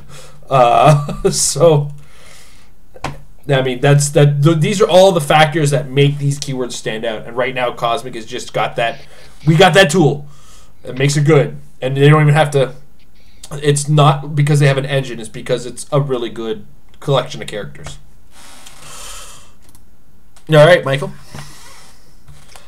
I held the question as long as I could for Tom to come back with his charger. It's cool. I can still hear you. Yeah. Alrighty, so so you guys were on something that I wanted to lead into the next question, as far as that I really see that how winning map roll and getting first strike is that important now, because of the other piece that I have my eye on is that skull. Like with that mastermind, anybody, with as long as Mind you control? can see them. Yeah, I'm sorry. My apologies. Yeah, mind control anybody as long as you can see them, and pretty much off the. I still see everyone's pretty much going to say, okay, no more colossal retaliators. That's going to as soon as he gets into the meta. That's my prediction. Like, no more colossal retaliators. All I have to do is win map roll. Boom. Your mind controlled, now attack your colossals. That one click hit, I'm taking all of your colossals away, and then my question is, how if I don't win map roll or get the first thing, so I'm on the defensive and I see the skull on the other guy. How can I protect a colossal, or what would be a possible defense against getting or losing my retaliators right away? Mm-hmm. I think, I think I covered this on the Married Lab on Friday with Amber, where the first instinct should be take it indoors, because the skull does still need to draw a line of fire, and what will happen is any indoor blocking terrain is actually going to block your line of fire. So, but aren't we assuming that you lost map in this example? That basically this is like you're against the skull. I'm against the skull. skull. Lose map. I lose map. Oh, then I just make sure my colossals aren't that close to each other. This is step one. But I mean that's half the problem. Outside of that, you kind of all you need is one character with charge. Well, they all have charge effectively. Well, they don't. Yeah, I guess. When you're mind controlling something, everything has effectively charge. A lot of them are real slow. Like Groot's got movement of 3, so he's charging 2. So keep your Groots at either side of the map of the starting area from each other. That's one step. Right. And they can then move them farther. Yeah, you do have one further to do that. Because like the key point to be aware of is, while that's your strategy is very effective, my reaction will depend on which colossals I'm running, right? So I'll get half movement out of a Carnage, so that'll be 3 movement, and then I'll get either a 4 range attack or a 3 range or a 3 away close attack. So that'll be like the effect on that one. To react to it, the trick will be to know what your colossals are and know where to put them. And when you see the skull, don't let them mess with you. I mean, because also you've got first turn immunity anyway. So if I've lost mackerel and my opponent's going first, well, he can't mind control me on that first turn. He's gonna set up his stuff, and then I have a turn to figure out what to do to either prevent that mind control. Maybe I have an aggressive team and I come right after him. If Skull actually started getting played with any regularity, like if I actually saw the Skull showing up on regular teams, then I would just build an Earth X team and I would play the Con Captain America so that everybody on my team has +2 against mind control. I mean, I don't find him to... I would be more afraid of that Skull in the old environment of mind control, where you could mind control people and actually use their powers. Because to be able to mind control somebody from all the way across the map and like have them pulse wave their own team or something like that, I would be much more afraid. I'm not saying that Skull is not something to be afraid of. I'm not saying, obviously taking out retaliators and stuff is tough. I don't know. Either I'm going to win map roll, which for me personally, I build theme on the regular because I think winning map roll is really important. So I'm already building with that in mind to hopefully not lose map. And then if I do lose map to Skull, I still feel like I've got a turn to sort it out, Go ahead. I was just going to say, you also got to be aware that the team you're losing map to with the Skull is an Earth X team. Like so we got to look at the value of Earth X as a team, and if the Skull is enough to take apart your team, take apart the rest of his team, because most of it's not that fabulous from what I'm seeing right now. Anyway, but Tom. I was going to say the other thing you have to keep in mind is that if we assume that the Skull is mind controlling your colossals to kill your other colossals, if you have some way of protecting the rest of your team, then that after all is said and done, you'll be left with at least one colossal who was targeted by the Skull. So he's going to take the retaliation anyway. So I think that maybe the Skull is good against, whales or whatever, where you've got a zillion retaliators, because a lot of them might be able to go down quickly. But if you've got 2 or 3 retaliators, you might lose one, and then the other one will get to use his retaliation, right? Because he was targeted with an attack. Right? I think that's how that works. If you've also got access to a fair number of perplexes, then feel free to perplex your own colossals damage down to the point where they can't get through their own toughness. Fair.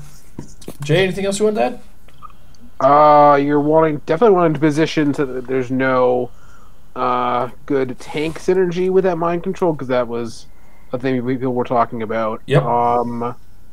So you can do that, and also the fact that the colossals have the colossal difference, they can't punch smaller, is kind of good. What's your tank? I see what you mean by tank. Tank. Tank mind control. Tank across the map. Yeah. That's the scary part. That's what makes Skull scary. But even if you have like 3 retaliators, you should be able to position them far away enough that it's not a problem. Outside of like the 1 or 2 that have really good range, like Surtur, I think has 8. So, but then again, they're mind controlling your Surtur, who will then wreak havoc. So, I don't know. With 3, it's going to be pretty hard. With 2, I can see it. But considering they all have giant reach of 3 plus their own movement, it's going to be hard to get 3 guys in a situation where no 2 of them could attack each other. Yeah, with the whole only having Earth X keyword thing balances a fair amount. Because what we have like, there's like 5 more dials we don't know. And what, Skull is 40, Daredevil is good in 60s. That's only 100 points. You're having to fill in 200 points, basically, of more Earth X, which there does not necessarily seem to be a large... Well, you got Eternity for 100, Silver Sable for 50. Oh, wait, so we're going to completely avoid the Earth X, which is, I think Earth X is not that bad. No, it's real good, especially with Thanos. Earth X is great so long as you're not playing Earth X. Dude, I'm being serious. No, I'm actually being serious. Again, the 65-point cap with that leadership now, where he can take tokens off of up to 150 points of characters. He doesn't have to be adjacent to them. He's giving everybody +2 to their defense against mind control if you're worried about a skull attack, and he's only 65 points. So it's still leaving you another 235 points to build with. Daredevil 60 points. The Medusa is 75 points, and she's got leadership and a free 3-square TK, which isn't so bad. Plus, she can carry people. Like, there's stuff there to look at, man. Don't just knock off Earth X like it has. I'm not going to knock off, but you haven't described very many things that are doing a lot of the damage work. I haven't. Gorgon.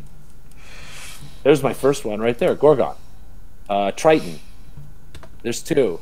There's stuff there. Okay, but like Gorgon, are you playing the 75-point version? Because I mean, he's liquid to his penetrating psychic blast, right? I think right now, good. I can see lots of Earth stuff with Earth X keywords that could be useful. Yeah, how about Black Bolt? There you go. There's some damage there. I don't know how I feel about a character that can't be propped in their favor. I don't know. When their attack never drops below a 10, I don't know. It's possible. I also really like that, even the Captain America realist, like as much as it's not Hulk. Hulk as well, yeah. Mm-hmm. There's honestly, I think Earth X is going to come out of this set with some good potential. I don't more than other sets in recent history that have had a really specific keyword in them. Like I don't think no particular Battle World keyword came out that dominant. Runaways wasn't that dominant. I think Earth X has potential. I think you're right. Thank you, Tom. I love you, Tom. And here's what happens: is Tom's going to build a Gotham City team, come out of nowhere and win, and now he's going to build an Earth X team that's going to come out of nowhere. Nobody's expecting he's going to win. Mike and I will both build like slightly variant Earth X teams. And one of and I'm going to be texting Tom, "Hey Tom, when do you want to practice? Tom, when do you want to practice?" These two are going to go practice on their own, and we're going to see them. And then all of a sudden, he plays the Gotham team. Tom's going to win with the Earth X team he builds. I'm going to do all right. And I'm never going to forgive him for breaking my New Year's resolution. All right, Michael, next question. Alrighty, so yeah, I was getting a little ahead of myself there, with the mastermind thing like that, because a couple of weeks ago I ran into a Gotham City Underworld team with that Joker, the white suited Joker, the Con LE, and for the life of me, he was on his top dial the entire game. I just couldn't, no matter how I attacked him, he always just siphoned it off onto other, Bud and Lou and Harley and poor Harley. So how do you guys? I guess I kind of figured out eventually after the game was ended. I guess I should have, at least. Had a better shot at it by isolating him from the other teammates.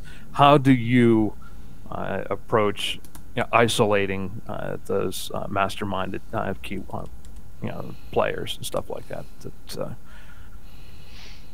I mean, let's go with Mike's thoughts on this.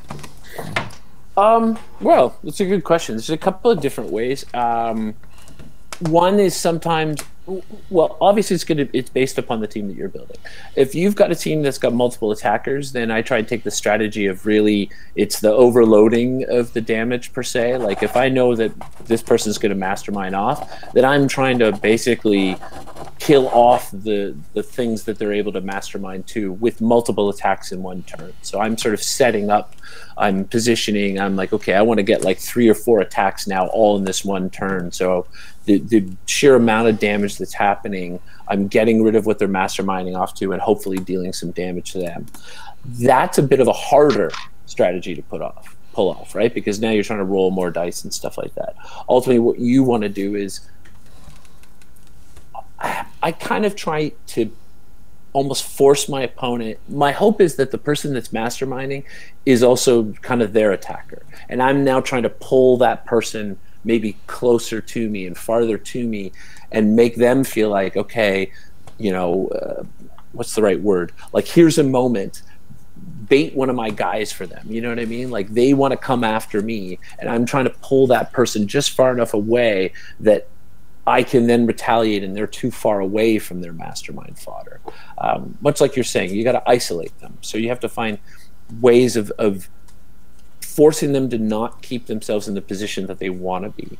A lot of teams that sort of base around mastermind, they'll hold back a little more, right? They want to entrench themselves. They get their mastermind fodder all set around the person, and they want to control the situation. You want to pull them out of that comfort zone. Don't let them entrench themselves, because then you're never going to get rid of it. And the worst is oh my God, Lockjaw. What a horrible mastermind soaking engine that is, right? So yeah, it's a tricky thing, because obviously a person who's built a team and is using mastermind knows what they're doing, you would think, and they're going to try and keep that fodder as close to them as possible. So it's always a tricky thing to make someone go against what they've built their team to do.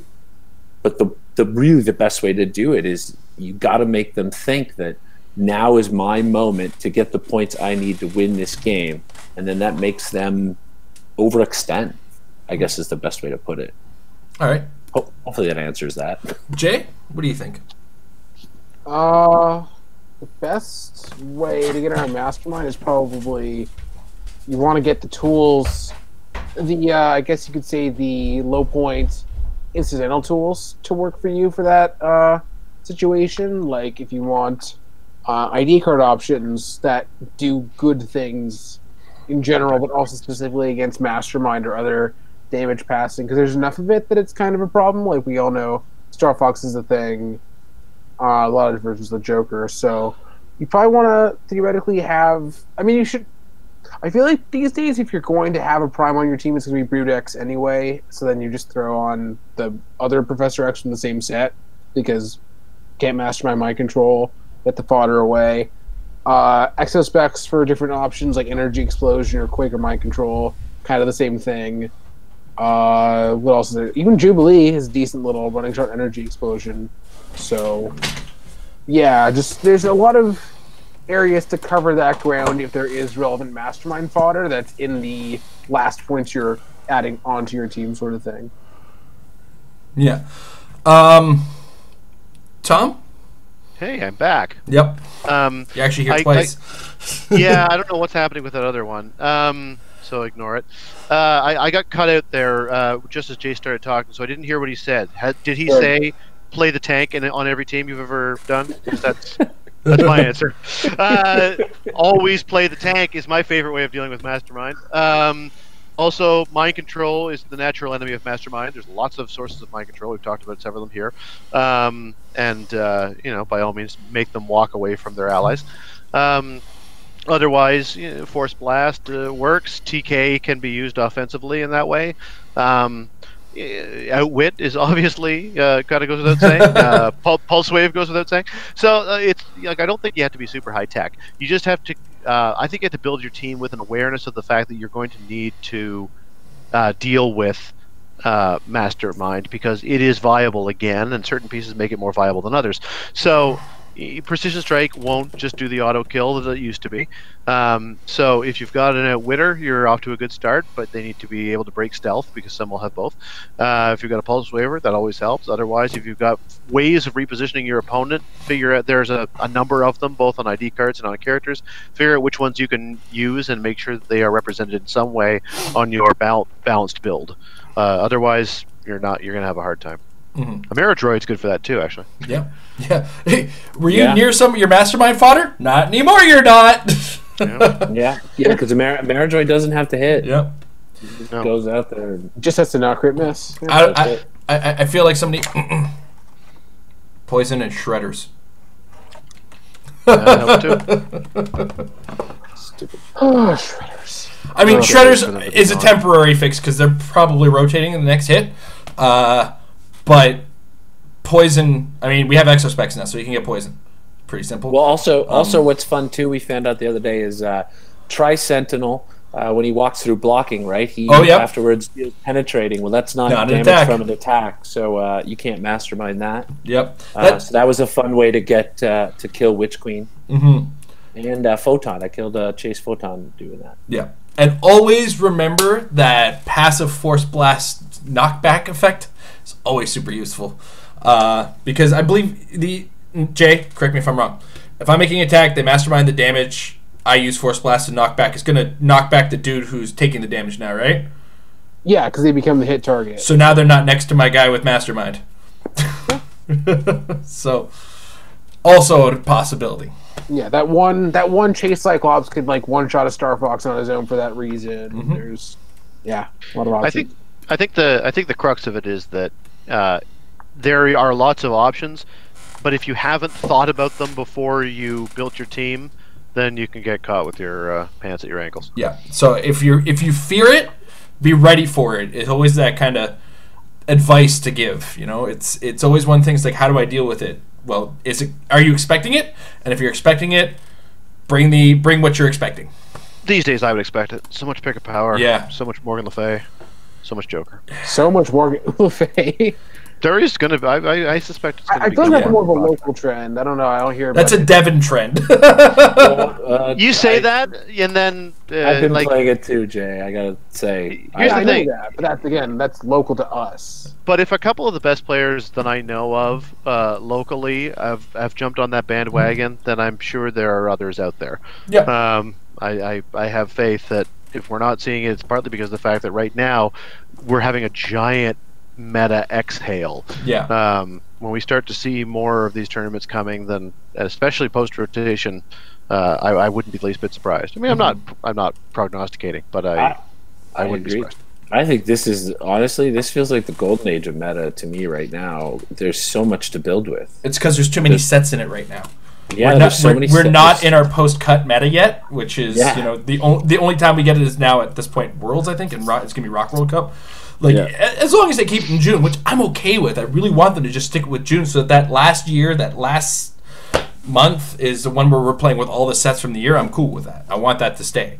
I need retirement to help me out. Like I don't even know. Yeah. There's just too much. Retirement to build now. Can't come fast enough as far as I'm concerned. There's too much good stuff to build. Yeah, absolutely. And we will do our post-mortems of whatever sets are cut when that happens. That's for sure.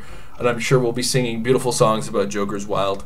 Yeah. And ha ha ha, Joker, you will not be missed.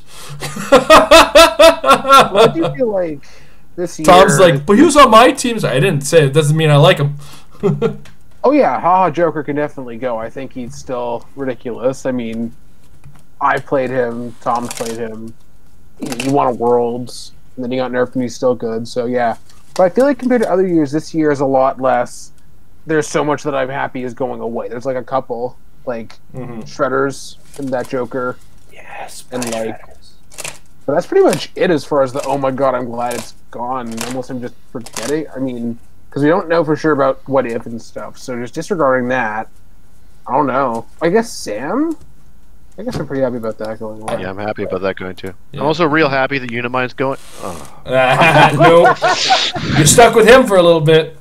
But we are entering the Stegron meta. Deal with it. Okay, it's just my meta. All right, it's just me in my basement. No, it's not just you. I will be playing a lot of Stayground. Okay, cool. I just want to make sure we're dinosaur buddies again. I'll order you the tokens when I order mine. You know what? You want me to go to the dollar store and just get little plastic toy dinosaurs instead? All right, Michael. Man, you guys are doing great tonight. You guys are like transitioning into just about every. That's probably I held it up. You guys got to look at. I honestly didn't look at it. Yeah, it's because like the next to last questions I had for you was when if you guys know when does the rotation begin or end for that matter, like that, and so will any of your teams be affected by it? Nothing I'm working on is affected by it because I have this nasty habit of, I'm already starting to consider rotation and not consider rotation on two different teams. So like, when is it? Do you know? Do we know? We don't know. That's going to be the key point. Is we don't know when rotation is. First of all, because sometimes they tend to move it with Worlds. Other times they just kind of keep it where it is. But then, the last time they moved it was because of Worlds. So I don't know if they're going to maintain that flow of Worlds defines our metagame, or our meta cuts, our modern cuts, or if they're just going to say, you know what, June is a nice time, middle of the year, let's cut it all back there and be okay with it. I want them to do that, and I just want them to stick with June, but I can never predict when it comes to these things. But that said, I don't think there's much I've been crutching. Like I would call a crutch lately. Like I've only recently started using Overdrive. I was never like his biggest user, and I know Carnage is my dude. He has been my dude since the get-go, so he's staying as far as I know. I think those are like the big pieces I'm known for right now, unless you guys have noticed I've been doing other things that you think are going to hurt me, but I don't know. What do you think, Tom? I don't think in terms of you or in terms of me or yourself. I mean, call me out if I messed up, and I'll call you out if I think you missed something. I don't think that you have crutches. I don't think that you're that sort of person that sort of it says I will play any team that I can as long as it has Carnage. I don't think that isn't the way you are. Just because there are certain pieces that are favorites doesn't mean that you don't build without them. And I think I'm in the same boat. So, I don't know when rotation is going to happen. And although there are lots of pieces that are rotating that I've had lots of success with, and lots of fun with, like a lot of the good pieces from the Gotham team and Devil Dinosaur especially, and others, I can't live. There's nothing I can't live without. I'm perfectly happy for it to happen, and I'm not really getting super jazzed about any particular team at the moment, partly by design. I haven't had any really brilliant ideas, and I'm not encouraging any really good ideas that rely upon things that we're going to lose in the near future. So I don't think it will really affect much for me. I'll just transition into building different things, and I transition pretty well. I'm going to shift the question for Mike because he's going to have a similar answer to us. But Mike, what keyword are you going to miss building with when rotation hits? That's a good point. That's a good question. Jeez, I don't know. Because I know that's the one that's going to have the biggest effect on Mike. We're about to get a bunch more Spider-Man family, right? Like, I lose a bunch of Spider-Man family. But that's what I mean. Spider-Man family, so I'm kind of okay with that. Like, I'm of the same boat. Like, does Elseworlds retire? Elseworlds and What If are in this weird little bubble that they kind of came out so close to each other that I don't know if WizKids is going to bundle them together when they do rotation, or they just say, "What If, be gone. We're done with you."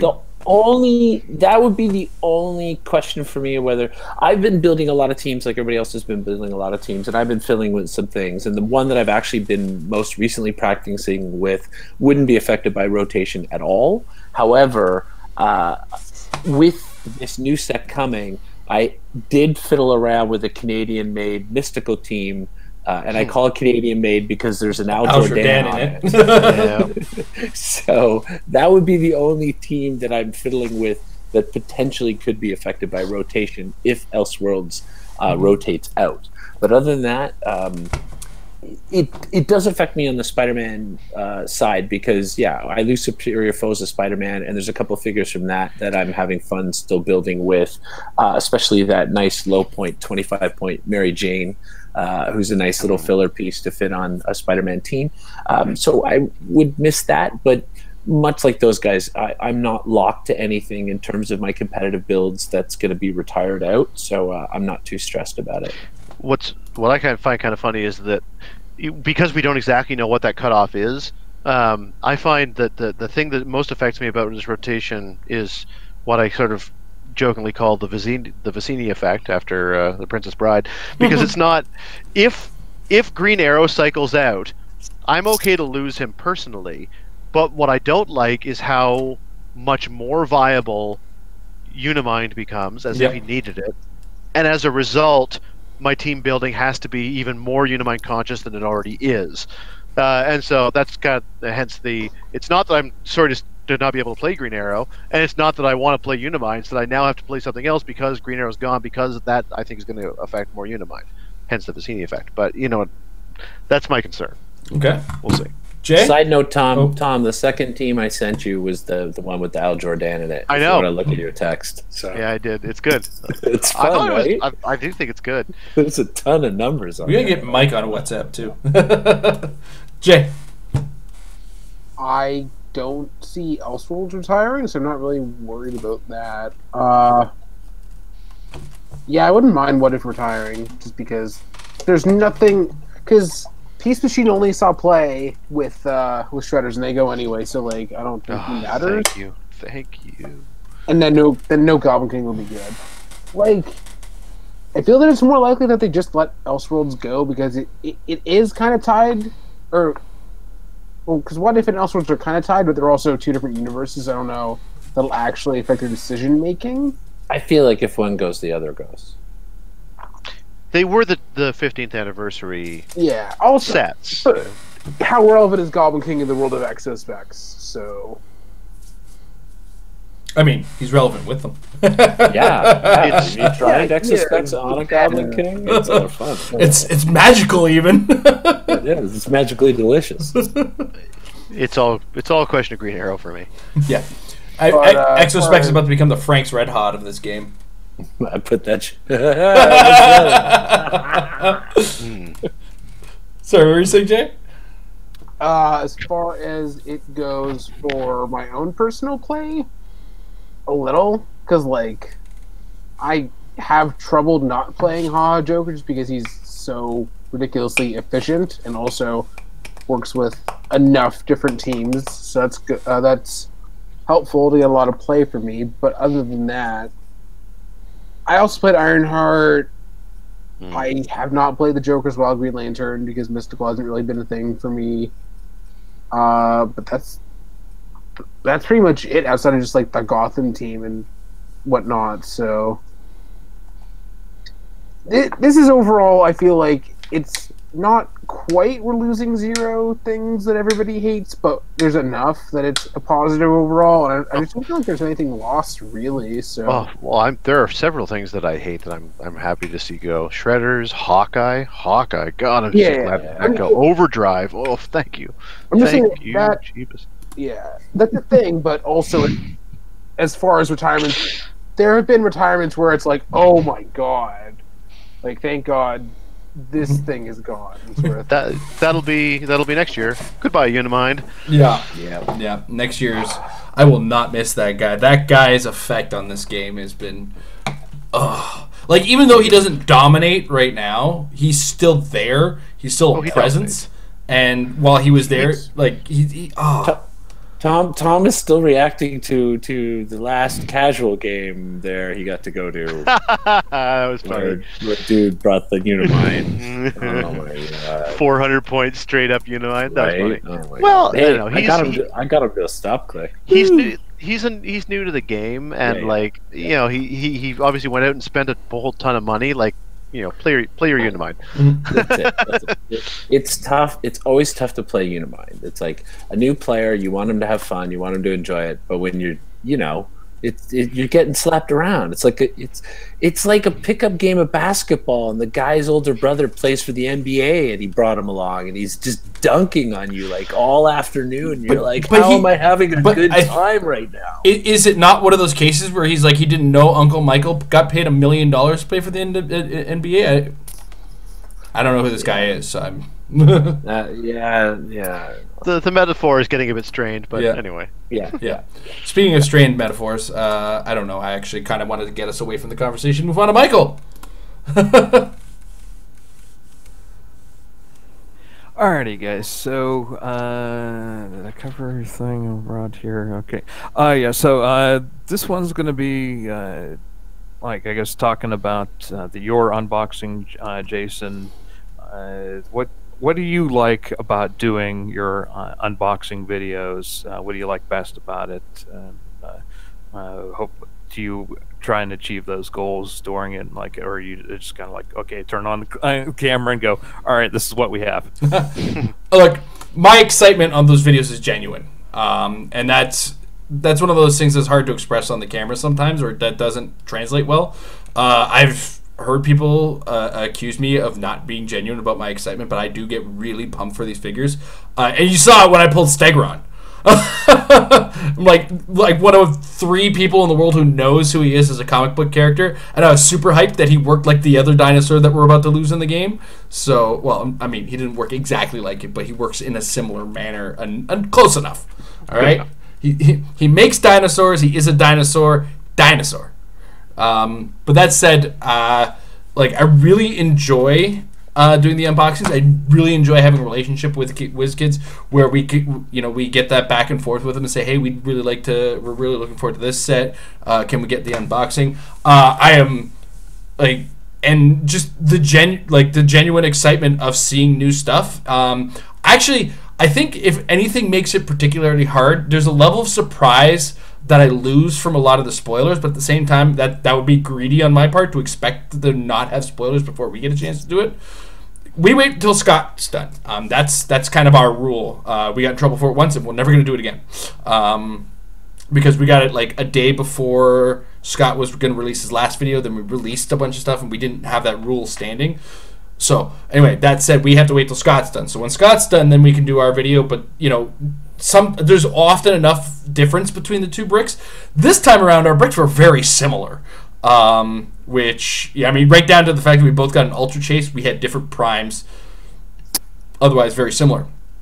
Anyway, I'm on a rant, or I'm on a way tangent-y thing. I do love it. There are some things we do that I feel like we might be able to do a little better, and one of the common things that comes up in a lot of our videos is sound. And part of that is the fact that we are filming with our cameras, but we're only using the microphones in our cameras. And we're also in our kitchen.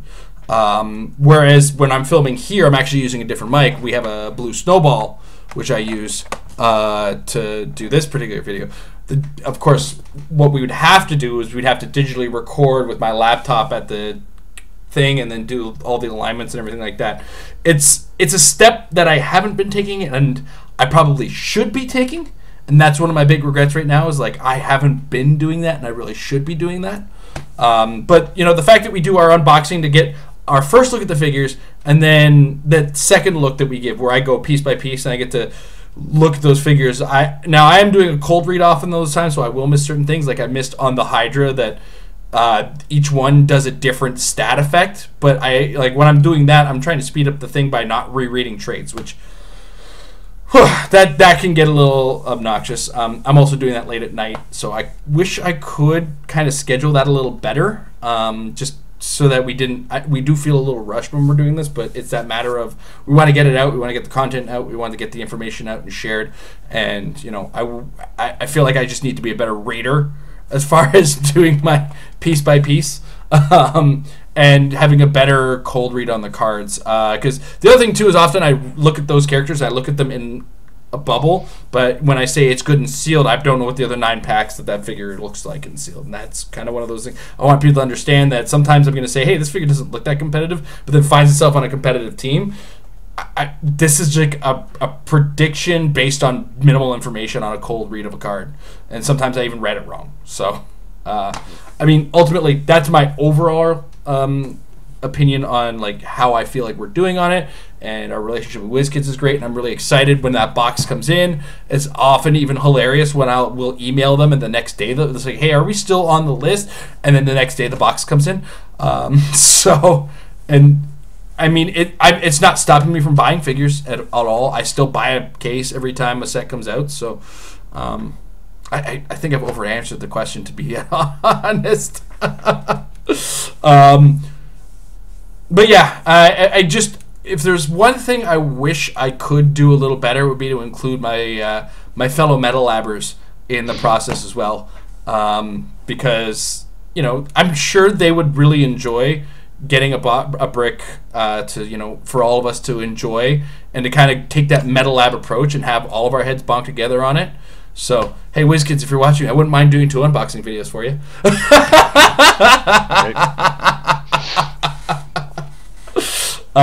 Because that's honestly a thing I would really enjoy, is getting these guys in on the action as well. Because there's that level of like, I kind of feel like I'm in this part of the bubble, just like getting it all, and I just want to spread that love and that excitement a little bit more than I already am. So I had to include you guys in there because it's kind of that's cool, man. Kind of a me answer to the question. No, you're the one who does the unboxings. It makes sense to me. All right. I don't know. Is there anything you guys? I know, Tom, you didn't watch this one. Do you guys usually take a second to watch the piece by pieces or anything like that, or? I usually watch the piece by piece. I don't usually watch the unboxing. Fair enough. My personal opinion diverges from what it would seem to be the vast majority of the internet, insofar as I have little interest in watching unboxings. It's no personal offense. It's not you. I just am not. It's just not my. I don't really like living vicariously through people in that way. That being said, I see the view counts on like the unboxings as compared to everything else. It's very obvious to me that why we do that. People, yeah, it's very obvious to me that a lot of people really get into that, and I think it's awesome. I am all for whatever makes other people excited. It doesn't matter whether it excites me or not. If it's reaching a wider audience and they're into it, then more of that, less of everything else. So good on you, Mike. Yeah, I mean, I don't always get to watch all of them. I definitely am more into the unboxings in the early stages when we're still getting previews. That's what I watch unboxings for, is more previews. Like, definitely once a set's been revealed, I don't care so much for unboxings because I know what all the figures are and all that kind of stuff.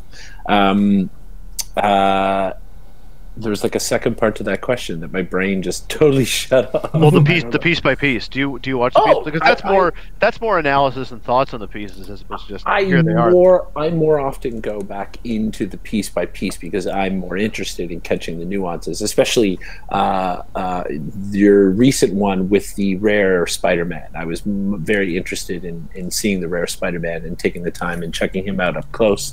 I think he might. He's definitely up there as one of the figures I'm most excited about in this set.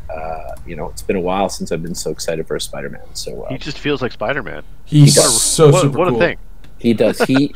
It's funny to me because the super rare Spider-Man from Superior Foes, I loved that Spider-Man. I actually thought he was a really great figure, and I used him a lot when he first came out, and he felt like the best Spider-Man that I'd had in a long time. So I think it's great that they've just given me this rare Spider-Man as they're retiring out that other Spider-Man this year. So thank you, WizKids, for that. Jay? Yeah, I like to watch unboxings, at least at the beginning, if only to get information and to get distribution, hopefully information. And I do tend to watch the piece by piece just to get another perspective, because you never know. Yeah. Somebody could think of better ideas than you can. So, I do have to say, one of the funniest unboxings we've ever done was still the Batman the Animated Series one, for the sole fact that we got 2 chases in our brick and we had to hesitate and go, "Is this right?" We literally emailed WizKids like immediately after we were done filming, like, hey, we got 2 chases in the brick. Is that normal? We need to tell fans, like, whether or not that's normal, eh? And then, like, we got the email, like, yeah, that's something that can happen quite a bit, actually, as a matter of fact. They explained that there's so many chases in the set, they really packed the bricks full of them. So.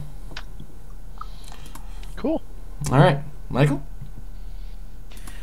Alrighty, we're down the home stretch here. This next question is to leading. I just want to get you guys a little. I don't want to say like criticism or just like I want to find out what you guys thought of Scott Porter's unboxing as far as he was going with a new set compared to the old set, where he kind of, I don't want to like junked it up or something like that. What do you think of like the more minimalist approach to it as opposed to his other display where he probably brought out like just about everything X-Men related, or he just really crowded the entire background and everything like that? Like, what do you guys? I don't want to like start any trouble or anything with that question or anything like that, but I just want to get your perspective on the whole his change of scenery and stuff like that on new studios. Hey man, Scott Porter and me are fake friends on Facebook, so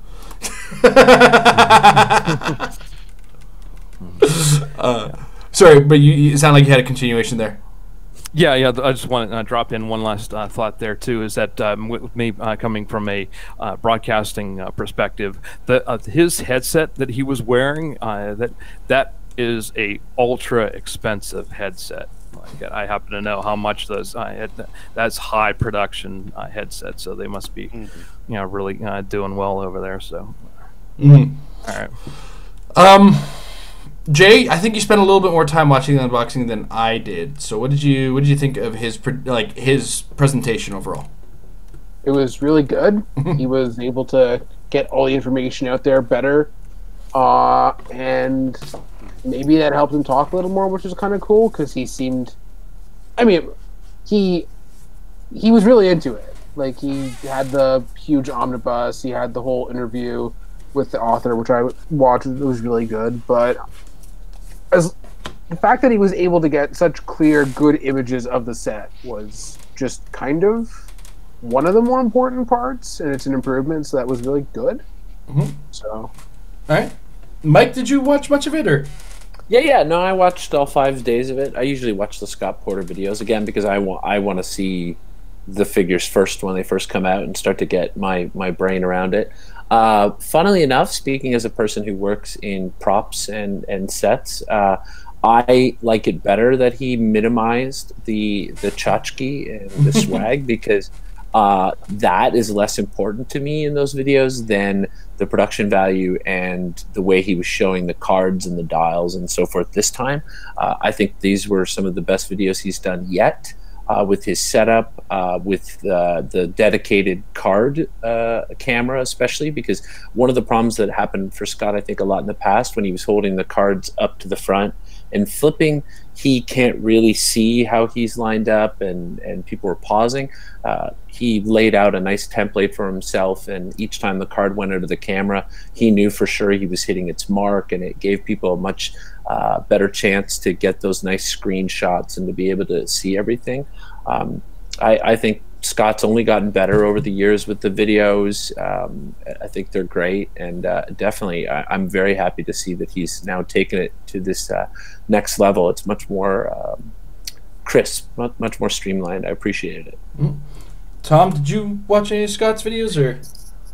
Well, every time that I would open up the Realms or whatever and see that Scott had a new unboxing video open, I would immediately click the Dial and Evidence thread to see what other people had written down of what he found. So, no, I didn't watch them, but sounds like maybe it was good, or maybe it wasn't. I have no opinion. Yeah, my thing with the swag, for me, is it feels a little bit more at home, or at my own desk at work, because this is not too far from what my desk looks like.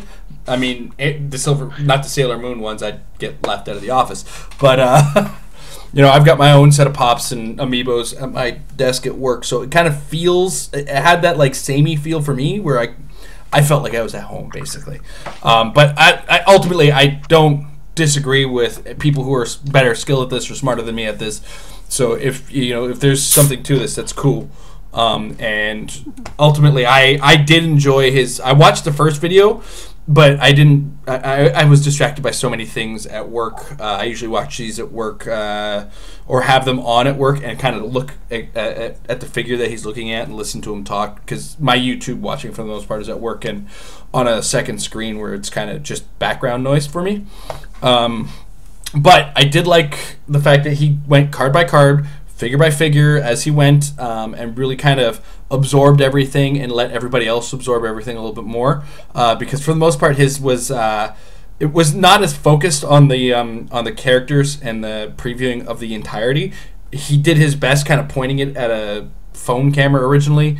And he's really gone that extra level to add value to it. It does add length to the video, but I don't see that as a problem as long as the length being added is worthwhile information. So overall, Porter's done a fantastic job this time around, and his I mean, it could just be the fact that he did say it is the new Hyper RPG studio, so they might actually have like more of a specific kind of setup that they're looking for. Or they just didn't move they didn't have the studio fully set up just yet, or that is the look that they're going for with that studio. It's all hypothetical to me on that one. So, but I feel like Mike said, it's less busy, and that's a good thing. So that's a professional who knows better than I do. All right. Alrighty, last question here is that coming up on this coming Thursday, pending weather, we have a scenario going on with our local tournament where it was even my suggestion, like every now and then we'll play bring a team with every piece, every different piece at least has the same name. Like you can play a team of all Batman or all all Spider-Man, but they all have to be different. You can't play the exact same duplicate piece.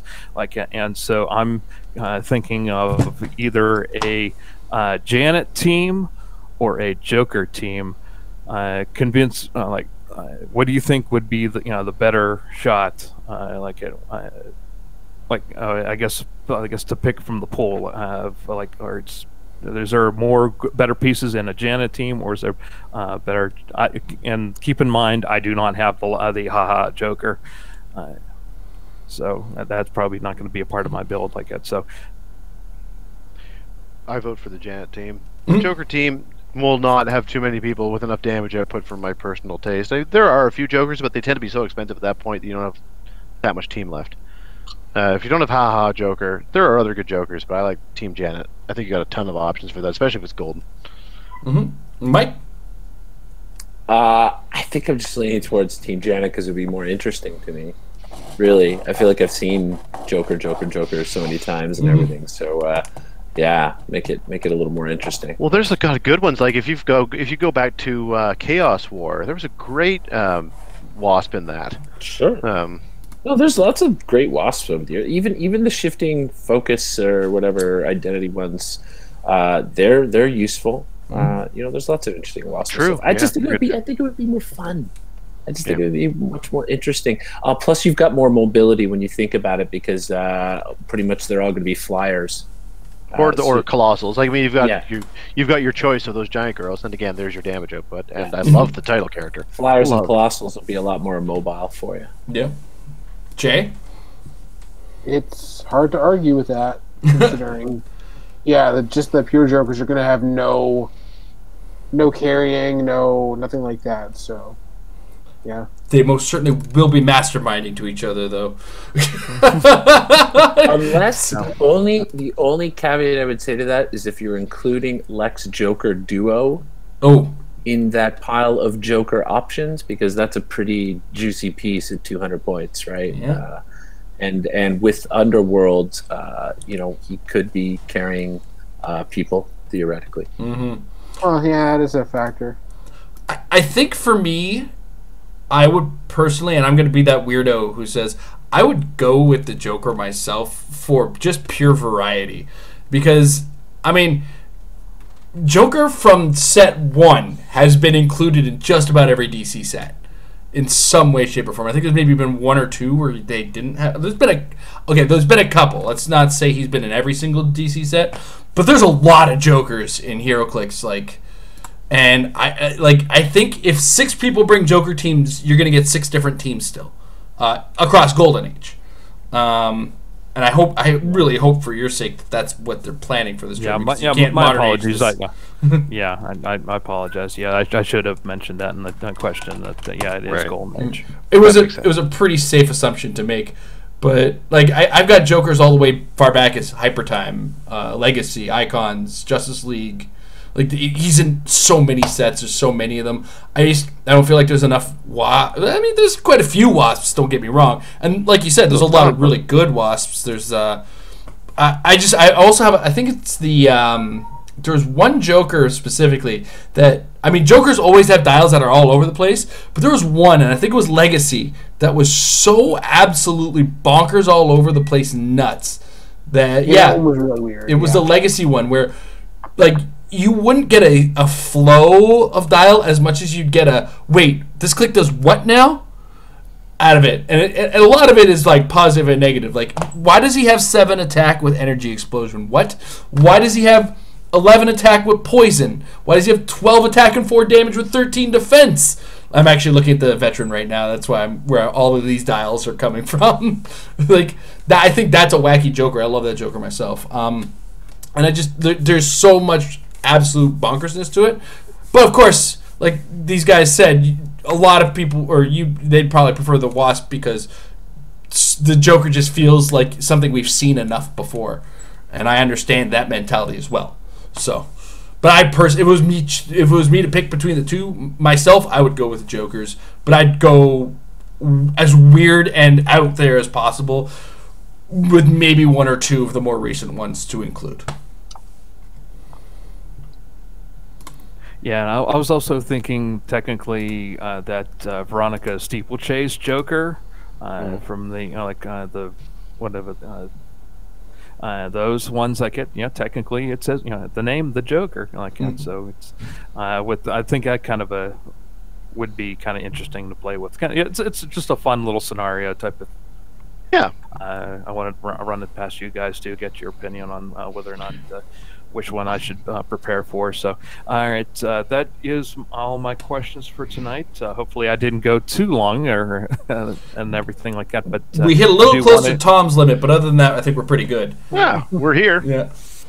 But on that note, I do want to thank Tom, Mike, and Jay for joining me on this extra little tidbit of the Meta Lab. Not the Meta Lab, the Patron Hangout. See, I look at their faces and I think it's the Meta Lab. This is the Patron Hangout. I'm going to see them tomorrow too. Well, some of them tomorrow. I think Tom wasn't going to be available for the Meta Lab tomorrow. It's the thing I was talking about earlier. Yeah. So, but if you want to be part of these Patron Hangouts, we have them once a month. Usually this month we had twice because we didn't have one in December. But check it out at patreon.com/marriedwithclicks. A little bit of support from you guys goes a long way towards supporting us, and we just kind of open up the doors to our patrons in this way. You also get access to the Patron Discord at any value. So this and the Patron Discord comes to anybody at any patron donation level. And then higher up, you get a little bit more. We've introduced the $5 call-in portion of the show where we post up a link to $5 plus patrons to kind of call in, as it were, like a radio show. On the Meta Lab at this point we're doing on the Meta Lab. This Thursday when we return to Every Man for Everyone, I'm going to open it up on that. And then this Friday on the Married Lab, I'm going to actually open that up on the question portion as well. We did one episode of the Married Lab without it just to kind of get the show on the road and see where we're going to go with that. So we're going to be opening that up at $5 mark. $10 we're going to get tokens. We're a little behind on tokens getting out right now. So October, November, I promise you we just packaged them. We got to get them sent out. So they're going to come out to you guys. But there's been a delay on the December, January tokens. The guys who make our tokens are having a little bit of technical issues. This is Big Bully Games. He had a bit of a computer issue. So if you're ordering for anything from him right now, you're going to be a little... you're suffering like I am right now, where he's not able to print them. So just a heads up on that. But outside of that, Guys, thank you very much. Michael, specifically you, thank you very much. Thank you, Nathaniel, for adding your input in the chat before Michael was able to get here. Thank you guys very much, and hope to see you guys in the next Patron Hangout next month, which should be the first weekend of February. Should be fine. Yeah, first weekend of February. So it should be February 3rd. We'll do this. So have a good night, everybody. Cue the music. Oh, there's music. There is. There is.